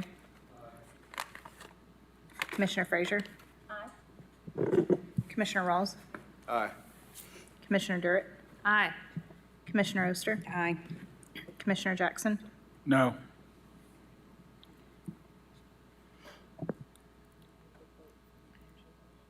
We have got Commissioner Russell and Commissioner Fox. Would you like to change your vote? Commissioner Fox is an aye. Commissioner Russell? I would like to change my vote to yes because I do believe it's a step in the right direction. Unfortunately, it's not a big enough step, but I believe in more in having rules and regulations. So thank you. Okay, and that motion passes 8-3. Well, that just took us 2 hours. Okay. Next, please. We just made that clear as mud all the way around. Item number 43, Resolution 907, amending the Knox County Commission rules, Rule 6, Section H, reorganization meeting, order of procedure to amend procedure for filling vacancies on committees. I have a motion. I move that this be adopted with an amendment to it, which I posted on the forum, and that is the insertion of one sentence in subsection III, and that sentence reads, "A commissioner may not write in the same name more than one time per ballot." And that would make it the second to last sentence in that subsection. Okay, do I have a second? Second. All right, and I've got a motion by Commissioner Fox and a second by Commissioner Hill. Discussion, Commissioner Durrett. Thank you, Madam Chair. I know when this came to the Rules Committee and we discussed this, one of the arguments was that it would not put so much on the clerk, when in fact it does put the same amount of work on the clerk. It's just at a different time, where when we do it individually for each person to be elected to a committee, we call out each name individually, we go down the row, clerk marks it down, then we have a winner, and then we do it again and again and again. Well, in this case, she would have to read into record every person's 5-member vote or 7-member vote or however many members there are for that committee. So that's one reason why I'm not for this. But two, we actually have electronic voting, very close. We will have an electronic system to vote. There will no longer be roll calls. There will no longer be voice votes. It will all be a system where we push a button, much like the legislature and actually much like our surrounding county commissions operate. We are hoping it was coming next month, but it looks like it'll be later in the year, but definitely this year. So we would have to go back through and redo all of this again. Commissioner Jay. I just want to, thank you, Madam Chair. I'll be voting no on this for 2 reasons. One, we will be having an electronic system that by October or November we'll be using. And so I agree with Commissioner Durrett. In addition to that, I went through 6 reorganizations before last year and sat in on 2 more and had no issues until last year. And so I think we're creating a problem, creating a solution, looking for a problem, and it just, it's overkill to micromanage it at this level. Thank you. Commissioner Russell? Yes, I will be supporting this, primarily because I guess last year was my first experience with it, and it was absolutely, well, the last probably hour and a half is a prime example of why the written writing the votes down is helpful. Everybody has the same information and everybody understands exactly what they're voting for, where lots of times when we're doing it verbally, there ends up being confusion. I mean, we just now didn't know what we were voting on. So I think it's what we just went through for the last hour and a half, 2 hours is an example of why it's needed. Commissioner Fox? Thank you, Madam Chair. Actually, the reason, I think it is more efficient to do it this way, and it may be moot here in a little bit, but it's not, would it place a lot on the chair, it's does it take a lot of time to call each name and get the response and call each name? I'm saying, the roll call. Call the name, vote, next person, call the name, vote, call the next person, and so on and so forth. And to me, that is less efficient than the Madam Clerk on one occasion calling out each of the names that are read. So that is one thing that may be moot at some point. But this system, I believe, allows for an equal treatment of all candidates who are proposed to serve, whereas if you call the candidate, it's a race to be nominated, because I think the tendency will be to just simply vote in the first 5 people who are nominated, and the people who, the 6th and 7th, or if you're talking about a committee with 5 people, so the 6th, 7th, 8th person, they won't have a fair shake. So when you have all the pool of candidates to be voted on at the same time, you're going to get an equal treatment for each candidate. And that, by the way, is, I think there's called the bias of recency or something. There's a bias towards just accepting the first 5 people who are nominated. So this is a way to give a fair shake to everyone who is nominated versus taking them one at a time. So that's why I want to do this. Thank you. Thank you. Commissioner Hill? Thank you. I really see both pros and cons that Commissioner Fox and Commissioner Durrett have both brought up. Are you envisioning, Commissioner Fox, that like we have all been given a blank slate here, and quite honestly, this has been a process every year we've done it. I know I did it a little different from Commissioner Durrett when she was chair, and I think even Commissioner Jay. It just kind of has evolved and sometimes gone better than others. And I do appreciate Commissioner Russell's comment about when you've just been sworn in and you sit down, that we all remember that first day, and it can be very confusing. Since we are coming to electronic voting, I am hopeful that if we did adopt, or let me ask you, Commissioner Fox, are you suggesting that people go ahead and fill this out preliminarily even, and that, as in the past, that Drew goes ahead and compiles it into one thing that is laid in front of us? Or are you suggesting we start blind, like this piece, and just start that way?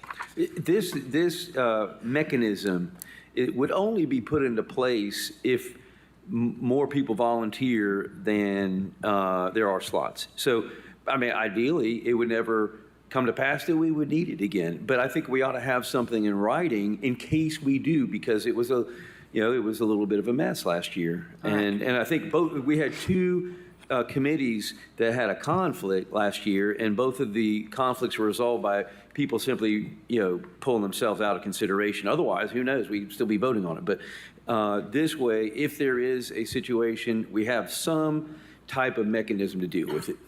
All right, so you have no objection if we go ahead and put our preferences down and we turn them in ahead of time, since this isn't everybody's first rodeo, we've all had a chance to get a feel for it, turn it into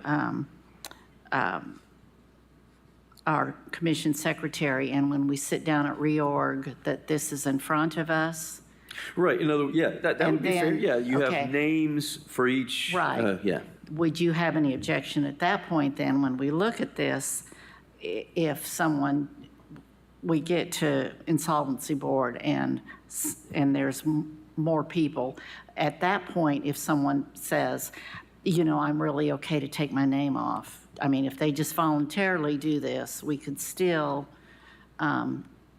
end up with perhaps only having to do it once or twice and not Sure. on Yeah, all yeah. of them. Okay. If people withdraw their name, they don't, yeah, then that would Understood. I simplify just it. wanted to be clear that you're okay with trying to start with a preliminary Yes. roster. Yes. Thank you. Thank you. Commissioner Russell? And again, I've only done this once, so I'm wanting to make sure to clarify that my understanding. So last year, we were asked, I think it was on, I can't remember if it was by email or on public forum, to list the committees that you would like to serve on. And then you took that and you kind of created a short list and sent out and said, these are the people I know who are interested in these committees. And then we came in here and people were allowed to add or whatever. But his rule only comes in if, because I don't think we voted, I mean, like, I didn't say, oh, I think I'm going to nominate Andy for something pre-getting in here. But, so this only comes into effect if we have more people interested than positions, correct? I mean, we're not going to do this for every single one. If there's only 4 positions and only 4 people running, then we're not going to go through the process of writing down the names, correct? Yes, that's handled in subsection D. It says if a commission, committee, or board has more than one open seat and it becomes apparent from the volunteer process that more commission members seek to fill the seats, then there are seats to be filled. The chair shall announce the commission shall undertake an open ballot process. So that would only come into play under that situation. Yeah. Commissioner Durrett? Thank you, Madam Chair. I just want to caution everyone that when we do get this electronic voting, I don't know that it would be capable, that we would have the capability to actually vote on a list of 11 different individual lists of who they would choose. I'm not explaining myself eloquently at all, but we won't have the, let's say, for example, there are 6 people signed up for insolvency board and we have it electronic voting. We won't be able to type in names of the people we're voting for with our electronic votes. We would have to go through by an individual motion. So that's why I just caution with moving forward on this one, is because we probably will not have that capability in 2 months. Commissioner Hill? I understand exactly what you are saying. But we're not going to have it before reorg. I think that's clear. Is that? Yeah. But for the next ones, is there anything that you would foresee in subsequent years, though, that would prevent us from still doing a preliminary sheet to have in front of us? There's nothing that would keep us from doing anything preliminary ahead of time. Yeah. Absolutely not. Okay. I think that's a good practice that was started, maybe even when Commissioner Jay was chair, that we started doing. That way we know where everybody is when we get to reorg, because it is such an overwhelming meeting, task. especially on those years where we have had elections. And so there is nothing that would keep us from doing this preliminary and posting on the forum and doing all of that ahead of time. It's just the actual vote itself, if we were in fact needing to narrow down from 6 to 4. Right. There wouldn't be a way to actually do that. list like we could on a paper ballot and like we can right now because we don't have that electronic voting. I understand what you're saying. So, Director Moyers,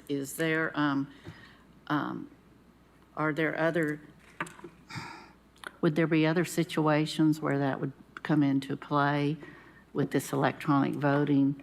I mean, this is kind of a massive one-time deal. Do we have other, would we have to rewrite any rules or anything? Not that I'm aware of. I mean, the electronic voting is yes, no, binary kind of voting. So, if we had a situation with like nominations, we might have to use some kind of different system. So electronic voting would not preclude us from? I'm not familiar with the system that we're getting, but I'm assuming it's a binary yes, no. It's yes, no, abstain. So I'm not sure how that would work when we have, like, if we're filling, for example, a seat on the merit council and we have 3 people that are up. I'm not sure how that would work. We would have to go back to the individual people, the individual nomination, vote for that person, and then second, and then however many seats to fill. Right. Thank you. And that's why we're here and talking about this, because in the absence of this, if we had a situation like we did last time where you've got 5 seats and 7 people who want to volunteer, under our current rules, the only thing you could do is just vote on each seat individually. So you'd go through the nomination voting process 5 times. And I think this is Commissioner Fox's attempt to give us a different system that may be a little bit less cumbersome. Commissioner Russell? I'm sorry. Yes, actually, Commissioner Durrett. So, ma'am, my question was, is it not a yes, no, or abstain system? It's 100% that and that only. So if we had 2 people that we're voting on, and it's like, because we often do this where there's 2 people and we go around and we say the name, we're not going to be able to use that system really for this anyway, in the fact that, like, when we have 2 people running for merit or any of those councils or committees, we normally start and we go around and we say the one that we particularly want to vote for, which isn't a yes or no answer. It's we state the name of the person that we're wanting. So it sounds like we're not going to be able to use that anyway. We could potentially make a rules change or suspend the rules for the meanings to mean people, like a different last name, like Green, which would be yes, could be, or affirmative, could be person number 1's name. The other, a no, but in this case could be the second person's name. I mean, there are ways to do it. Like we said, it's not here, and Commissioner Jay knows more about it, and so I will toss it to him. Commissioner Jay? Thank you, Commissioner Durrett. We can design something, by the time we get to next year, we can build out part of the program that allows us to go through committees and votes and chairs and vice chairs and all the other things that we can do. We'll have an entire year. We're hoping to train on it in September, maybe adopt it in October, have a fallback of November that will be a more binary system, but that has nothing to do with reorganization. My recommendation is to not pass this tonight. We go through a normal reorganization like we've been doing it for 20-something years next week, and then we get through the electronic voting, and then we work through that system and make a better mousetrap going forward. Thank you. Commissioner Fox? Well, if my response is, if we have a whole year to implement the system, then we can tweak. If we adopt this rule, we can tweak it. We can change this rule. It's not set in stone, but we need to have something in place until a better system. So that's my plug for it. Thank you. All right, we have got a motion on the floor by Commissioner Fox. Sorry, remind me who the second was. Hill. All in favor? Aye. All opposed? No. Roll call. Commissioner Hill?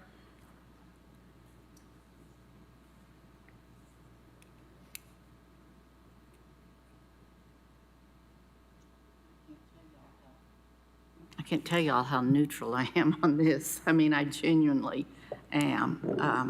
I'll pass this first go around. Commissioner Lee? Aye. Commissioner Thompson? Commissioner Fox? Commissioner Jay? Commissioner Frazier? Pass. Commissioner Rawls? No. Commissioner Durrett? No. Commissioner Oster? No. Commissioner Jackson? Aye. Commissioner Russell? Yes. 2 passes. Commissioner Hill?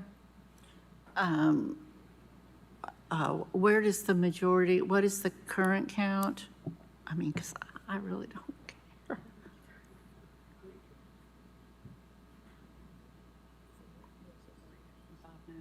4 yeses and 5 nos. Oh my gosh. 4 yeses and 5 nos? Yes, ma'am. Okay, I'm going to make it a yes and let Commissioner Frazier break the tie. There you go.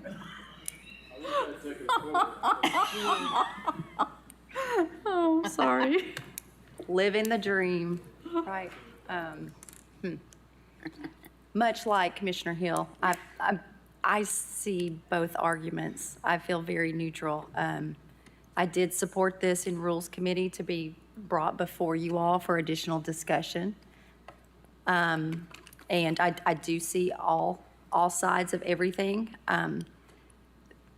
The reason that I like this is because it clarifies the language, first of all, which is something that the law department supported. The second thing is that we would only use the paper ballots if there were more people interested rather than seats open. And so I'm going to vote yes. It passes 6 to 5. All right. And I'm sure everyone will be in a very cooperative spirit at reorg, right? I hope tonight was not a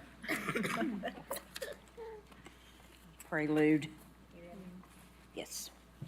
Item number 44 is Ordinance 101, amending the Knox County Code, Chapter 42, Article 2, Division 2, Section 42 through 53, Merit System Board of Directors to revise in subsection C the qualifications for members of the Merit System Board to be eligible to serve if he or she has not previously been employed by the Sheriff's Office within the last 5 years instead of 10 years preceding his or her appointment, and to remove the requirement that a person is not eligible to serve on the Merit System Board if any member of the person's family is or becomes employed by the Knoxville Police Department. This is amending Ordinance 099-111, adopted September 10th, 1990, Ordinance 091-8-114, adopted November 25th, 1991, Ordinance 095-4-101, adopted April 24th, 1995, Ordinance 019-1-101, adopted February 25th, 2019, and Ordinance 022-6-103, adopted July 25th, 2022. This is on first reading. Thank you. Do I have a motion? Motion to approve. Second. I have a motion on the floor by Commissioner Frazier and a second by Commissioner Thompson. Commissioner Frazier. Thank you, Madam Chair. I just wanted to share with you all why I brought this forward. As you know, when we approve and implement ordinances and resolutions, and we've had some time to actually see them in practice, we oftentimes find that they need to be reassessed, amended, or sometimes even eliminated, depending upon a variety of reasons. Having now been through several merit board appointments, I have found that this simply just may be one of those ordinances that warrants some reconsideration.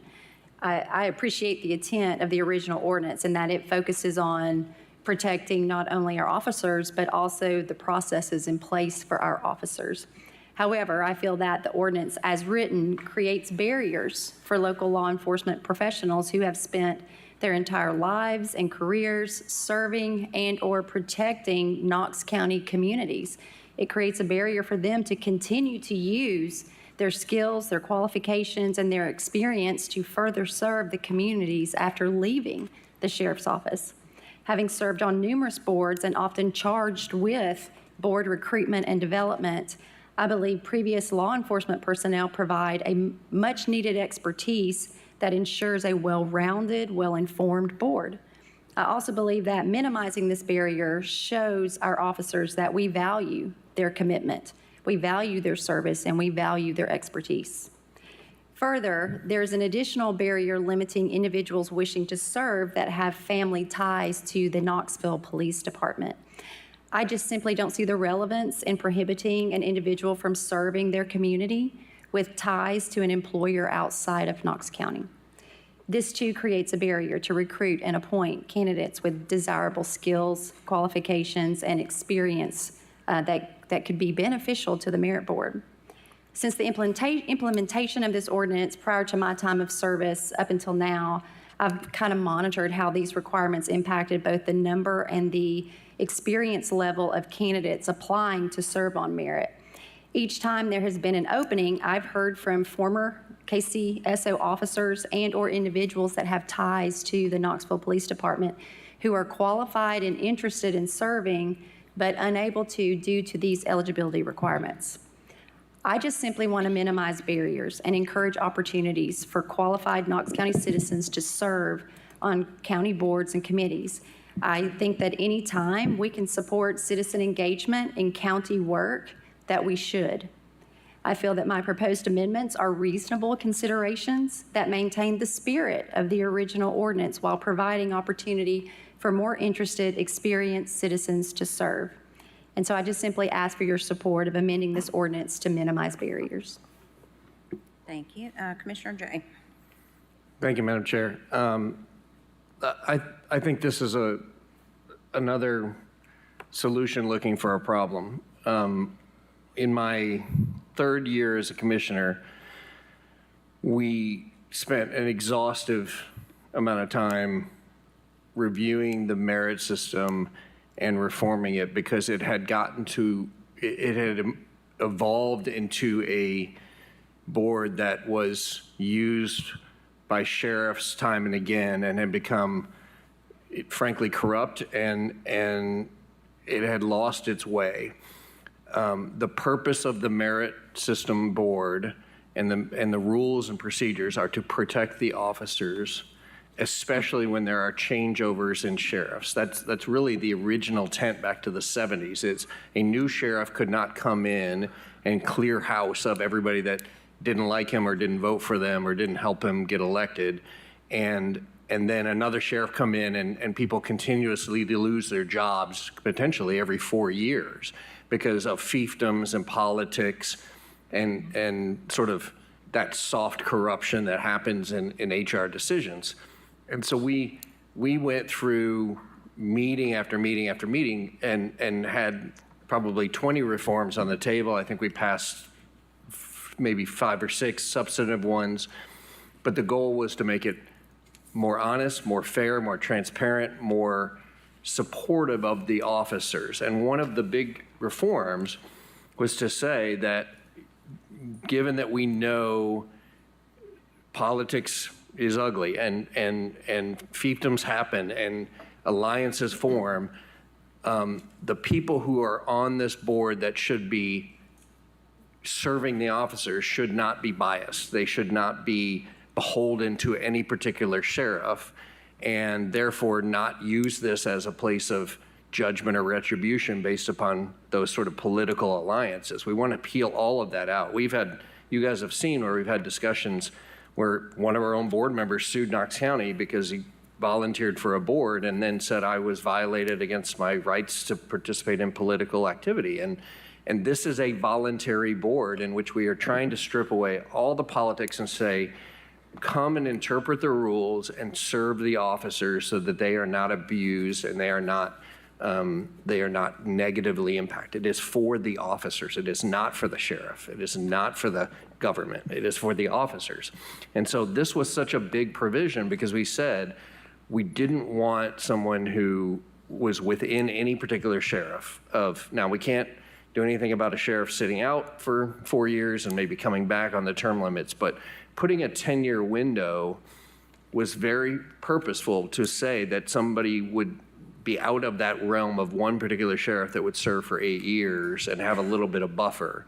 And so they wouldn't sort of be in that alliances. And the reason we also put in the KPD and KCSO restriction was because we know officers very often move back and forth. As somebody puts up the pay, then officers go from here to there and back and forth. When sheriffs change over, and those political alliances sometimes don't work out in their favor because their sheriff that they were, whispering behind the scenes didn't make it, and they knew they might not get that next promotion, they often go to KPD. That happens at KPD with a new police chief, and they come back and forth. So it's so intertwined in Knox County that those were the real two reasons to sort of keep those together. So, I think that we continue to, every time we have merit board applications, we continue to have people from the public willing to sit up. And I think what's interesting is we're seeing more and more applicants that are applying and serving that are outside of Knox County. They're people that have moved here for various reasons and have retired here and I think that's great because what they're doing is really bringing the law enforcement or legal or HR experience, but they're not inside the bubble. They're not in the system. They don't have those political alliances. And I think it's a better board. It has served, since these reforms, it has been open, honest, transparent. The board has served well and honorably. It is built confidence back in the sheriff's office employees. The deputies feel now that they have a fair shot. And that was not the case just 8 years ago where they thought this was a rigged system. And so for all those reasons, I think we should keep these reforms in place because it takes the potential politics out of it. It keeps the focus on serving the officers and it keeps the alliances out of something. And all of those things will continue to build trust within the rank and file of the officers. They believe in it now. They believe it will protect them. And I think we should keep these in place and reject the revisions here. Thank you. Thank you. Commissioner Thompson. Thank you, Madam Chair. I'd first like to start off and commend Commissioner Jay and the Merit Board for the exhaustive work that you all did to make this board very apolitical. Because yes, I've heard stories, obviously I wasn't around for it, but I've heard stories where, it could be political. And it could be used for retaliation or whatever. But anyway, it's not that way anymore. And I do get a sense that there is some confidence and it's taken that out of it. And obviously a 10-year span is pretty long. The problem is it's almost too long. 5 years still gets you outside the 4-year window of a sheriff election. And it's also long enough to where you've been out of it long enough. The relationships other people have retired that you were probably retired with or left the agency. So to me, 5 years seems long enough. 10 years is a decade.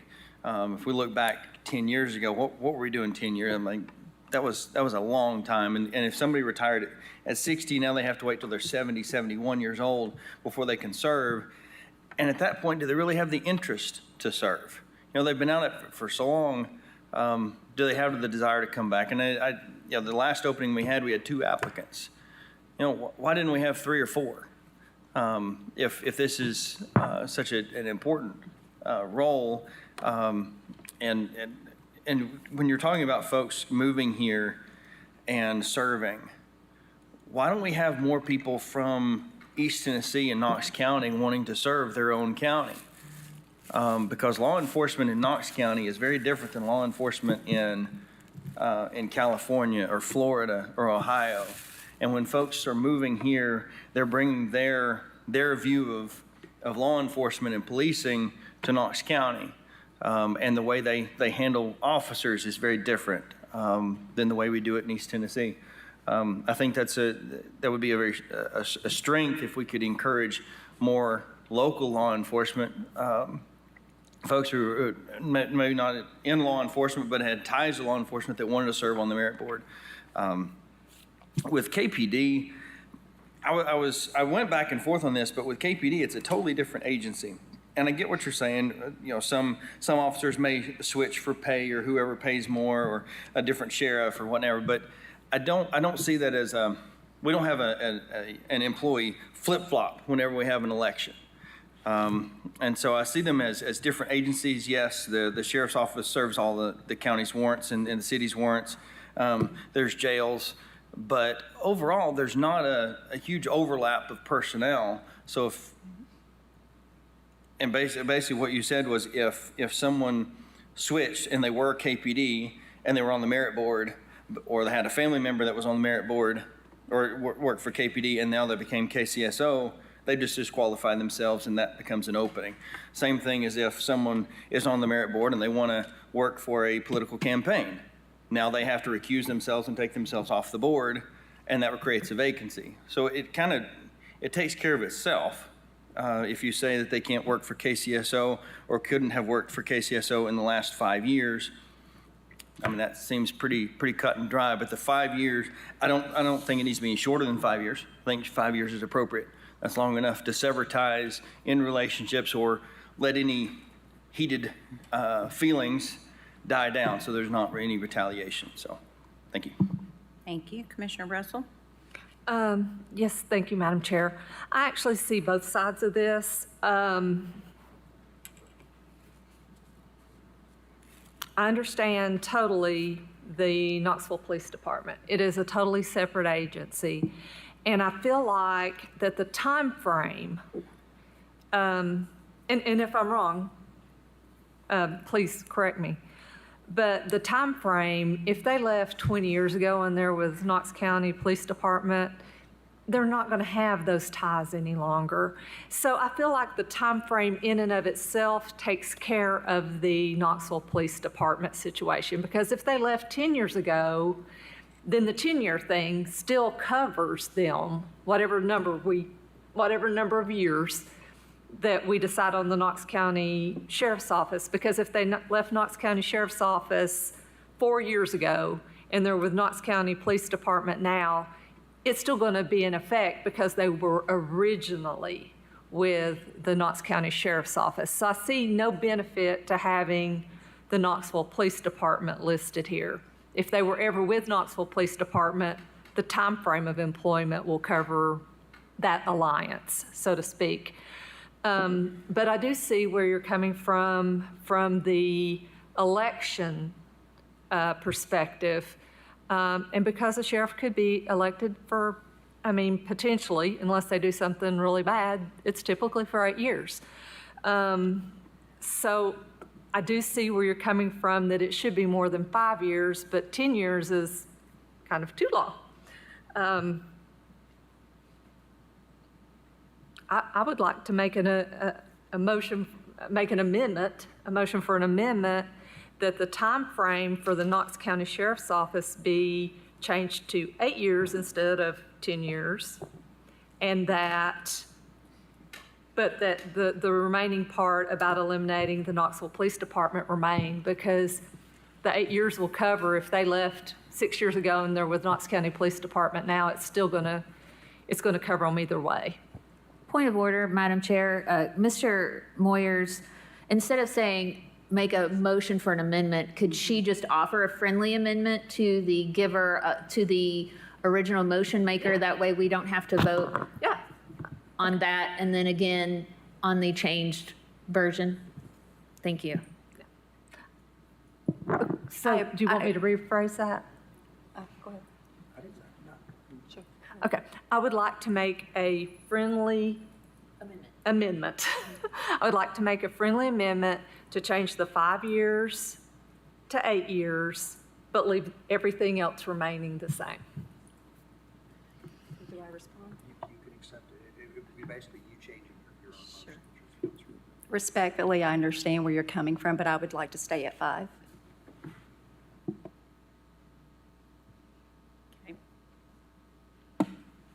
Commissioner Jackson?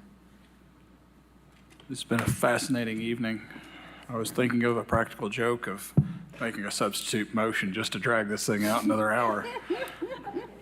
But I've changed my mind several times tonight and on several different issues. This is another one. After reading it, I thought I was supportive of it. And Commissioner Jay, was very eloquent and gave a nice history of how we got to where we are. And I agree with Commissioner Jay. I think we're good where we are, and I'll vote to decline. Commissioner Hill? Thank you, and thank you for the thought in all of this. I'm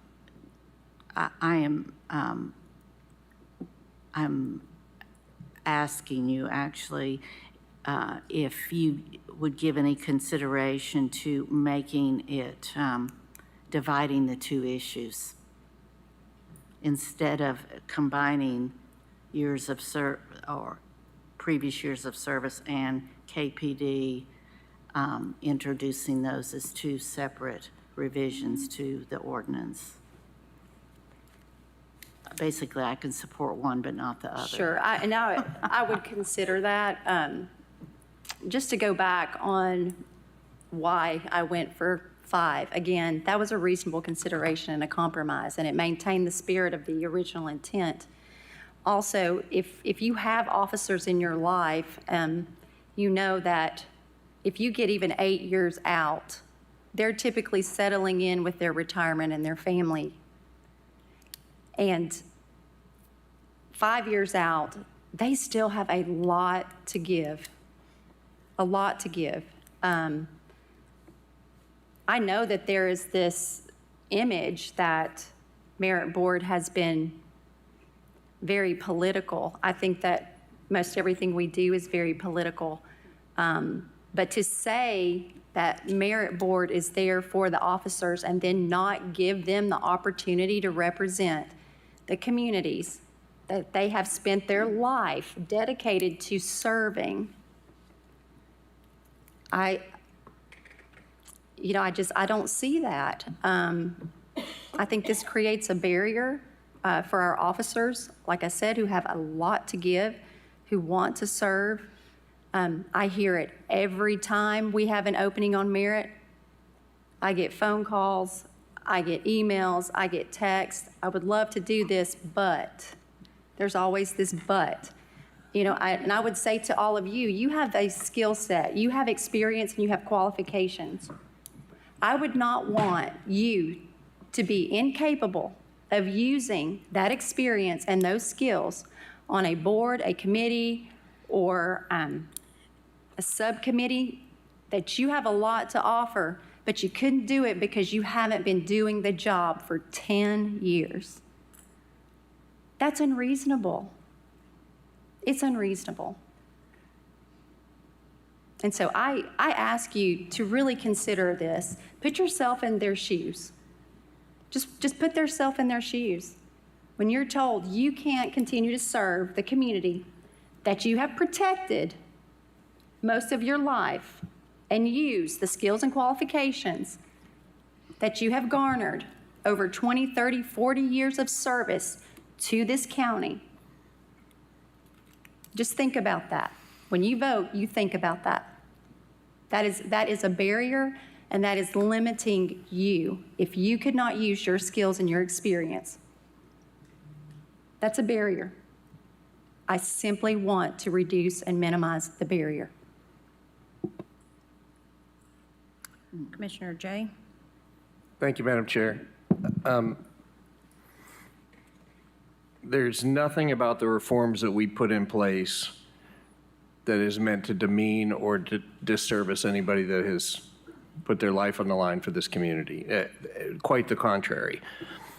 Please remember, the Merit Board exists to protect the officers. The Merit Board members are there to simply interpret the rules in black and white that we give them when a grievance is filed. That's the whole reason, that it's to determine job classification, go through some hiring process, but mostly it's to say, I have been wronged by the current sheriff, and I am going to file a grievance as an officer, and then to go and say, according to the rules, I was not supposed to be treated like this. That's the purpose of the merit system. And there has to be confidence that an officer will go to the merit system and believe that if the rules say X and I have been wronged in a different way, that there is a board that can just simply interpret that and say, yes, you have been wrong. We will reinstate you, or you have been punished unfairly. This was a board that was used for punishment and retribution. It was a play. I know you don't remember because most of you were not here. But this was a board that, quite frankly, was so corrupt. It had closed-door meetings. It made decisions on their own. They changed their own rules. They had incomplete minutes or audio tapes that were missing huge sections. They willingly violated, their own rules as well as sunshine laws. And officers did not believe that they could even use it when they were wronged by a sheriff.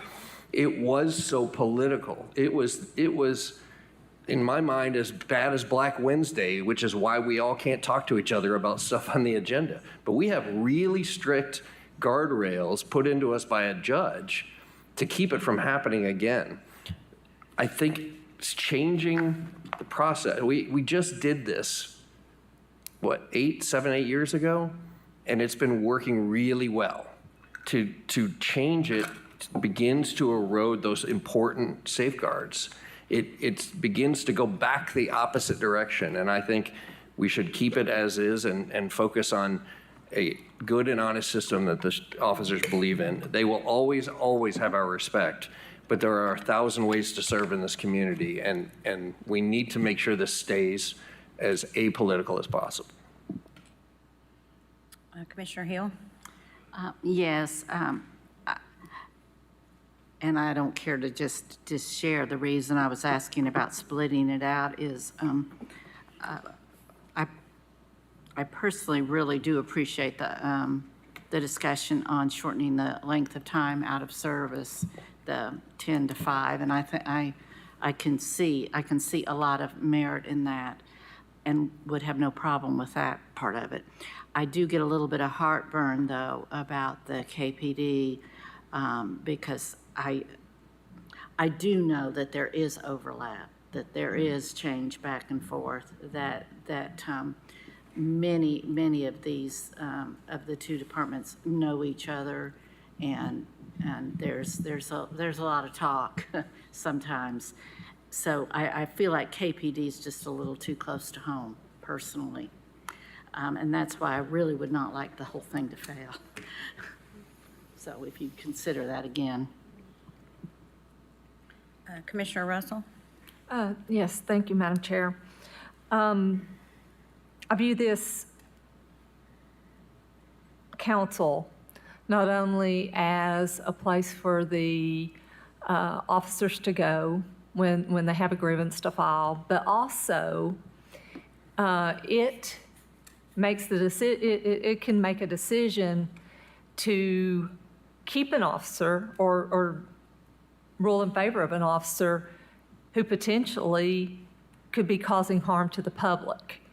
If the officer was doing something inappropriate and the sheriff called them out on it and it got there, then it's also, the council is a safeguard for the public in that they're kind of the last body to kind of rule on whether the officer was right or wrong.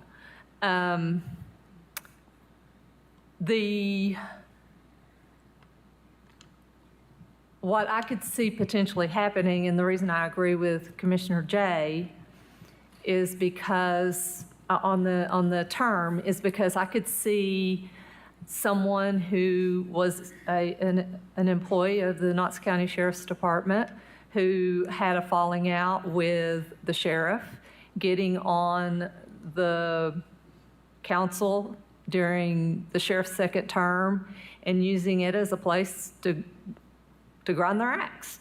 So I just don't feel comfortable going less than 8 years, just simply for that fact, because it could, as it was pointed out, the audit committee position could be used retaliatory. This also could be used to be retaliatory.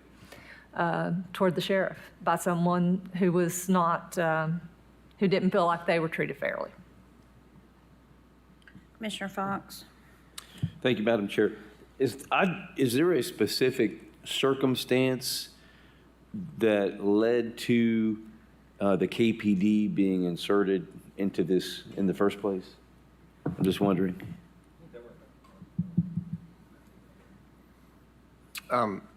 There were numerous, I think it was, we had a special committee, and there were lots of reforms and discussions. I think it was all about how personnel changes back and forth, and it was truly because people do migrate.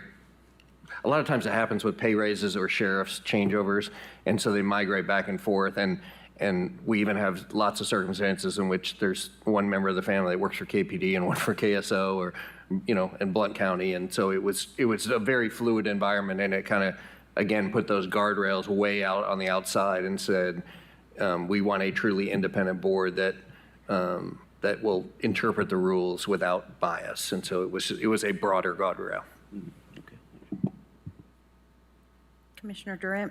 Thank you, Madam Chair. And I actually sat on the committee to revise the Merit System Council, well, that's what it was then, the Board of Directors now, rules and operations and all the things. And I actually, and for me, Commissioner Fox, when you said, is there a reason why KPD was brought into it?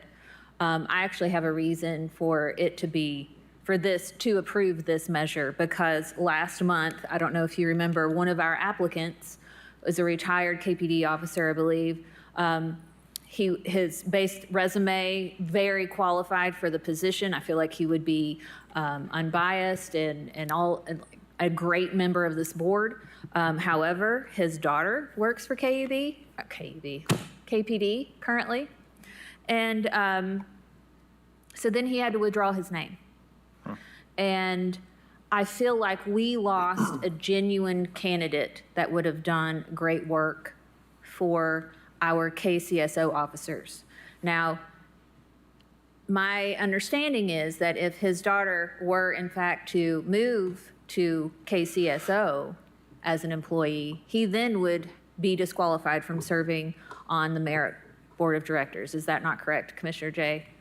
So then therefore, if there was a move from KPD to KCSO, then he would in fact have to, if he was on it, have to resign from his position. And please note that it says family member, not the applicant itself. The applicant, he or she may not be employed by either KPD or KCSO. So that's why I'm in favor of it. Commissioner Thompson? Thank you, Madam Chair. Specifically on the KPD issue, I find it interesting that that's just KPD. Why does it not include like Highway Patrol, UTPD, surrounding county law enforcement? It's specifically KPD, or federal agencies. Commissioner Fox brought up ICE earlier. It can't. Those other agencies are excluded. It's just KPD. I think that's an interesting single out. Now, granted, that goes back to the 90s when it was put in there, but I think, as Commissioner Durrett stated, we missed out on a really good applicant who, had his daughter not been employed by KPD, it would have been a perfect candidate for the position. Again, the 5 years, I think it's long enough. 10 years is a really long time. If somebody retires at 65, at 75, are they really wanting to get into this arena and be on the merit board? I just really have that hard time imagining that and still having that passion and fire to serve in that arena. So I support both of these. Thank you. Commissioner Jay? Thank you, Madam Chair. Just to answer that question, that particular provision wasn't put in until 2019. that KPD restriction was part of the 2019 reform. So that part doesn't go back to the 90s. It was just part of that recent one. And it didn't include every other agency because we didn't see a migratory pattern of personnel. It happens a lot between KPD and KCSO. It doesn't happen with surrounding counties as much. And could there be a one-off or two-off with THP or any of the other agencies? Perhaps, but it really didn't show up. It showed up way more with people that go back and forth and back and forth. Commissioner Thompson. Thank you, Madam Chair. But in this ordinance, even if they do migrate back and forth, that time frame provision still applies. So they can't be employed by either KPD or KCSO and still serve on the merit board, active employment. Yeah, active employment. What this addresses is their family members working for KPD and that time frame. No. If they have not been employed, it's the timeline. The timeline doesn't apply to all their family members. Right, the timeline applies to them, but their family member being employed by KPD. But if their family, if, as Commissioner Durrett stated, if his daughter went to KCSO, then they would be prohibited from serving on the merit board, and then we would have a vacancy. But until they moved over to KCSO, they would be a perfectly fine candidate and merit board member, as long as they stayed at KPD. I would need to go back to the provision or ask the sponsor for clarification on that. The 5 or 10, the 10 years is meant for the merit board member, not like the whole extended family. It's they themselves have not been an employee of KPD or KCSO. So it's not the whole, it doesn't encompass every single other person. Commissioner Fox. I withdraw my comment. Thank you. Commissioner Frazier. Thank you, Madam Chair. I just wanted to tell the body I am willing to divide the question. If you all see that would help you move through this process. Again, just want to remind you that in several previous discussions on other items, it has often been said that we should be inclusive of our citizens and encourage them to serve and be closer to the work of the county. And that's exactly what this is attempting to do. And so I will amend my motion to divide the question to, and if the second is agreeable, the first motion would be to reduce the number of calendar years preceding his or her appointment from 10 to 5. And we would need to vote on that. And then the second question would be to remove the language omitting or the Knoxville Police Department. And that would be the second question. And so if there's no further discussion and we're ready to vote on the first question. Okay. Have a question? Seeing no further questions, we're going to amend. So we will do, Commissioner Jay? Well, I just want clarification of what is the motion on the floor currently? The first motion is to revise the language under Section 3, Merit System Board Structure and Requirements, 3.1, Structure and Qualifications, B6, Qualifications. The language to read, all members of the Merit System Board must be over 21 years of age, of good moral character, a citizen of the United States and the state, and must reside in the county. No person shall be eligible to serve as a member of the board if he has previously been employed by the county sheriff's office within the 5 calendar years preceding his/her appointment, or if any member of such person's family is or becomes employed by the county sheriff's office. Okay. Madam Chair, I'd like to offer a substitute motion to change the language to 8 years. Second. Okay. So we have a substitute motion on the floor by Commissioner Jay and a second by Commissioner Russell. So that's the motion that we'll vote on first. So all in favor? Oh, roll call. Yeah, I'm sorry. It's a ordinance. Commissioner Lee? Okay, are we voting on the Commissioner Jay's substitute? Yes, yeah, the substitute. Okay. Of the 8 years. Okay, I vote aye. Commissioner Thompson? No. Commissioner Fox? Commissioner Jay? Commissioner Frazier? No. Commissioner Rawls? Aye. Commissioner Durrett? No. Commissioner Oster? No. Commissioner Jackson? Aye. Commissioner Russell? Yes. Commissioner Hill?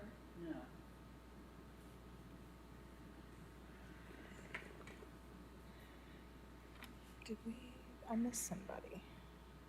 Commissioner Durrett? She said. Did you vote no? Okay. I missed somebody. Commissioner Fox? Oh, he passed, yes. Okay. So that's five. Would you like to change your vote? We got all night, so. Feels like we've been here all night.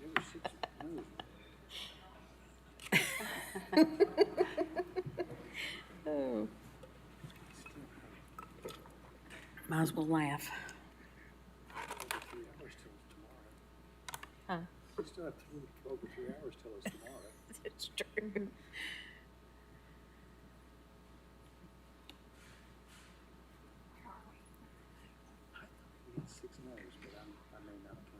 May I offer a quarter?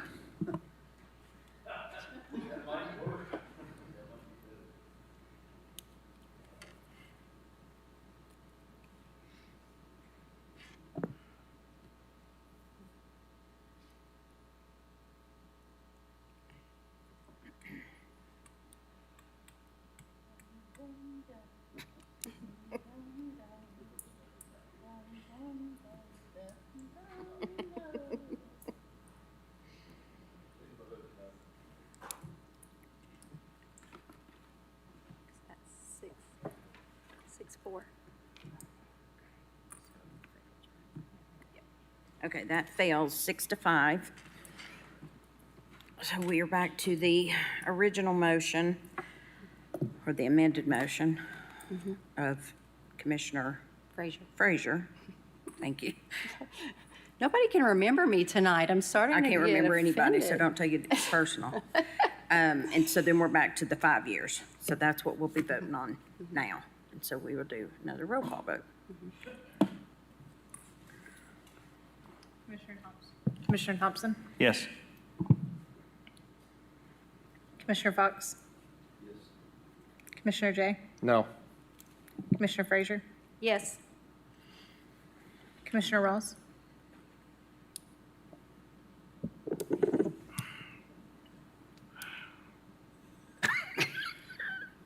I just wanted to see what you would do if I did that. I mean, honestly, I could go for the 5, so yes. Commissioner Durrett? What was that? Yes. Yes. Yes. Commissioner Oster? Yes. Commissioner Jackson? Commissioner Russell? Commissioner Hill? Yes. Commissioner Lee? No.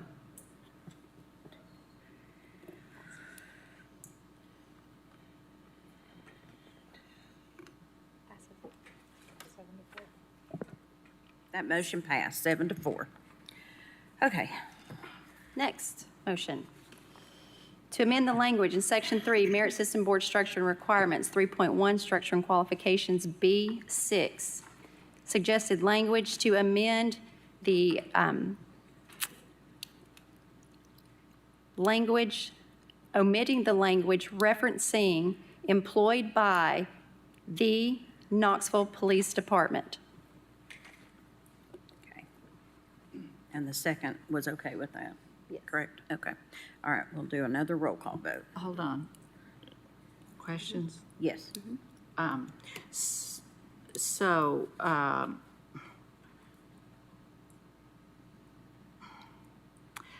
You received a copy of the suggested language.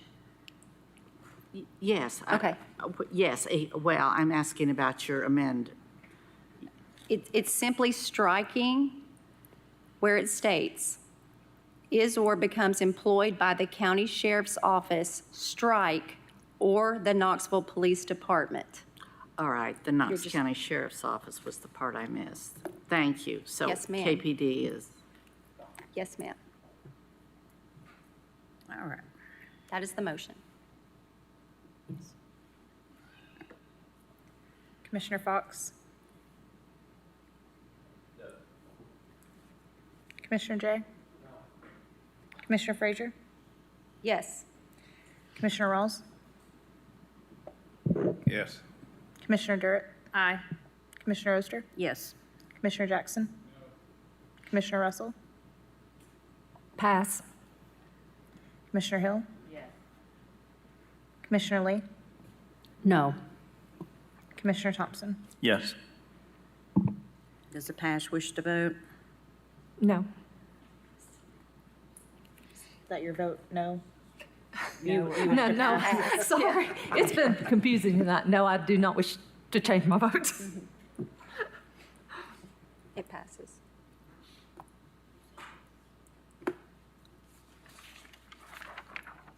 It passed 6, 4, and 1. So that Thank you. motion passes. Thank you, Commissioners. All right.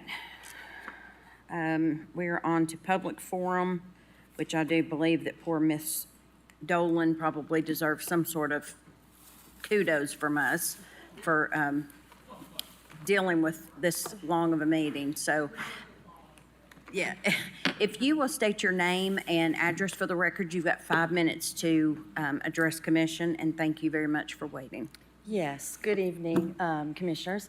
My name is Ruth Dolan, and I live at 418 South Gay Street, Suite 302. If you'll just speak in the microphone, there you go. Suite 302, Knoxville.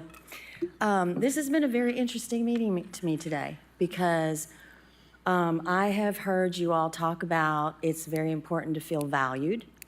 It's very important to feel heard. That the ethical standards of accountability and transparency are very important. And that trusting your elected officials is important. And that oversight is important. So I'm here to talk about what it means to experience the failures of law enforcement and the legal system firsthand and call for public oversight. I speak on behalf of my son, Connor, a bright, strong, happy 15-year-old who was killed in a single vehicle car crash in 2022. Law enforcement told us that it was a simple freak accident, which we believed, because why would law enforcement lie to us? After numerous attempts to get information and relentlessly begging for the truth, it wasn't until April of 2025 that we uncovered what happened and the vast systematic failures of this county.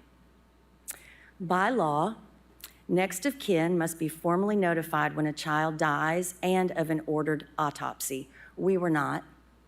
By law, a driver must carry valid proof of insurance and a valid driver's license.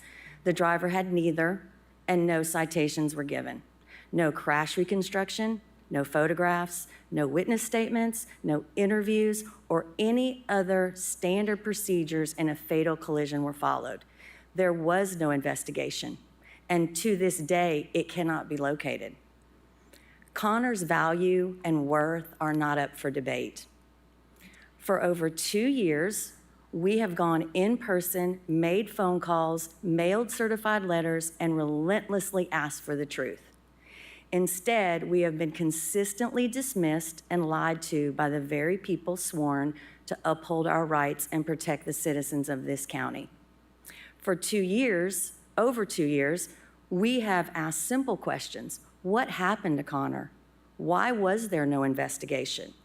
We were not met with answers, compassion, or kindness, but lies, stonewalling, arrogance, and intimidation. Legal officials quietly closed the case with no involvement from our family. When we asked for an explanation, we were told to accept what we'd been told. Well, we hadn't been told anything. We were vilified simply for asking for the truth. After refusing to back down and relentless pressure, the case was reopened and reinvestigated with a formal determination of probable cause for reckless vehicular homicide. However, no charges were filed, not because there wasn't enough evidence, but because the initial investigation was so poor that nothing could be pursued. No one tried to collect further evidence. Let me be very clear. Our goal is not to charge the driver. Our goal is to hold the Knox County Sheriff's Department and the Knox County District's Attorney's Office accountable for their utter dereliction of duty, obstruction of justice, and violation of civil rights. We have contacted everyone we could, including every member of this commission, the City Council, and the County Mayor. We received a response from only one of you on this committee, so I thank you for your compassion and your integrity. There was another Knoxville elected official who knows exactly what my family's going through and chose to ignore us. We asked for a formal internal investigation in February 2025. After our story was published in June by the Knoxville News Sentinel, we were met with complete silence, no timeline, no transparency, and no justice for Connor. After months of waiting, we received this internal investigation a little over a week ago. We waited 7 months. This investigation is filled with lies, contradictions, and distortions, and we have proof of all of that because we had to investigate it ourselves. Instead of providing truth and accountability, it only confirmed the lack of integrity within the system. The Knox County Sheriff's Office of Professional Responsibility, the crash investigator, the records manager, the officer who reinvestigated the crash, and the DA's office have all verified on record there was no initial investigation, but no one can explain to us why. This is not an isolated incident. Other families who are not part of the system of legal officials who protect their own have and will continue to suffer due to misconduct, negligence, and willful disregard of the civil rights under the color of law. Complacency is not an option. You are either part of this solution or you are part of the problem. While you might not control the sheriff's office, you are the policy makers for this county. You do approve his bond, his budget, and you control funding, so you are not powerless. This commission has the power to call for oversight and accountability, and you are elected to protect the people of Knox County not just from crime, but the unjust and illegal acts committed by what should be a trusted system. By funding without oversight, you are now part of this cover-up. Connor was an amateur boxer. He trained hard, he fought clean, and he stood in the corner of the ring with strength and courage. That's who he was, someone who would never back down from a fight, especially when things got hard. Now we are standing in the corner of that ring too, against the silence, against the institutional cover-up, and the belief that we will give up and go away because we won't. We are in Connor's corner, and we will keep fighting for him and every family in Knox County that Knox County has failed. You never think this is going to happen to you until it does. This could be your family, your children, your son, or your daughter. So I ask you, what would you do if this was your child? Would you fight or would you give up? This cannot be something you hear and walk away from unchanged. You were elected to serve this community, and ethical leadership means standing up and speaking out and demanding public oversight. Connor deserves better, We deserve better, and the people of Knox County deserve oversight.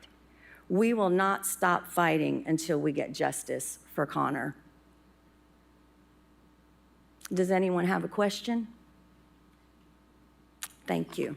Thank you, Ms. Dolan.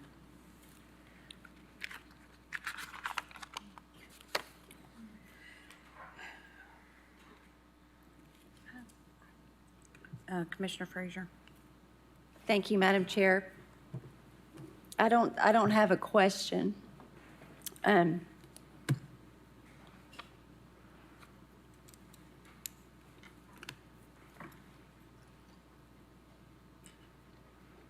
simply want to say I'm sorry to you and to your family for what you have experienced. I won't try to pretend to know what you have been through. Because you cannot. I cannot. Nope.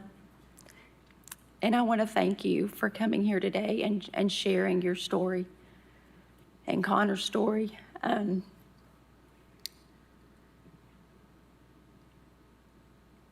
You're right. We won't walk out of here unchanged by what you have told us tonight. I hope not. And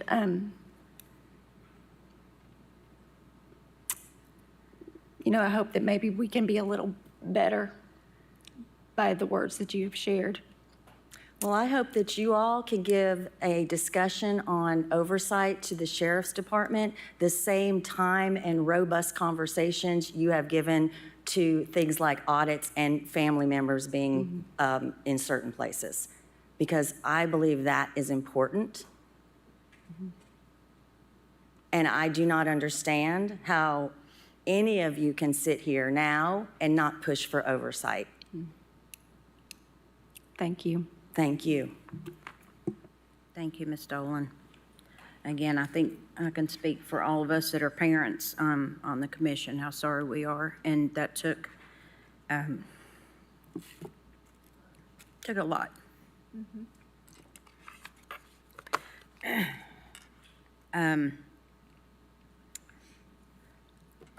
I don't know how to pivot from that, but I'm going to need to, because I've got to finish. There's some things that I need to go over on some dates and that kind of stuff. You guys got from Sharon the reorg, which of course we talked about extensively. If you will fill out what you are interested in, please get that to Drew in a timely manner. That would help her. Reorg is September 2nd at 1 o'clock here in the main assembly room. September 5th is the Tennessee Valley Fair Government Lunch at noon. Please RSVP for that. You should have gotten an email for that. No? Didn't get an email for it? Okay. I had down that we had to RSVP. If you got an invitation, you've got an RSVP on there. Governor's Breakfast is September 18th. You need to RSVP to Amy Nolan. I know that we got an email for that. September 25th at 8 a.m. is the UDO update, so make sure that you're here for that. I would like to say a happy early birthday to Commissioner Hill. Her birthday is on the 28th. And would also like to recognize Henry J. His 17th birthday is this evening, and so I hate that his dad is getting out so late. Commissioner Jackson. Well, if a couple things, that was really a hard thing to listen to, and just searching here on my email, I can't locate the email. If anybody has that email, obviously somebody responded. If you could forward that to the rest of the commissioners, Commissioner Dirt and I don't have that. Yeah, I And didn't you don't see have it it either. either. So That would be a good thing to have, and potentially a letter from all of us to that, or note cards. And then the second thing is, I think that I don't want to talk about it tonight because we've been here a long time. But perhaps considering having public session towards the front, so that way they're not sitting here for 4 or 5 hours. I've thought about that, and I think that I'd like to look at it changing that so people don't have to wait so long. Do we have anybody else that needs to have any announcements? Okay, I'll just leave you with this. Act as if what you do makes a difference, because it does. So you all have a good evening. We'll see you September 2nd.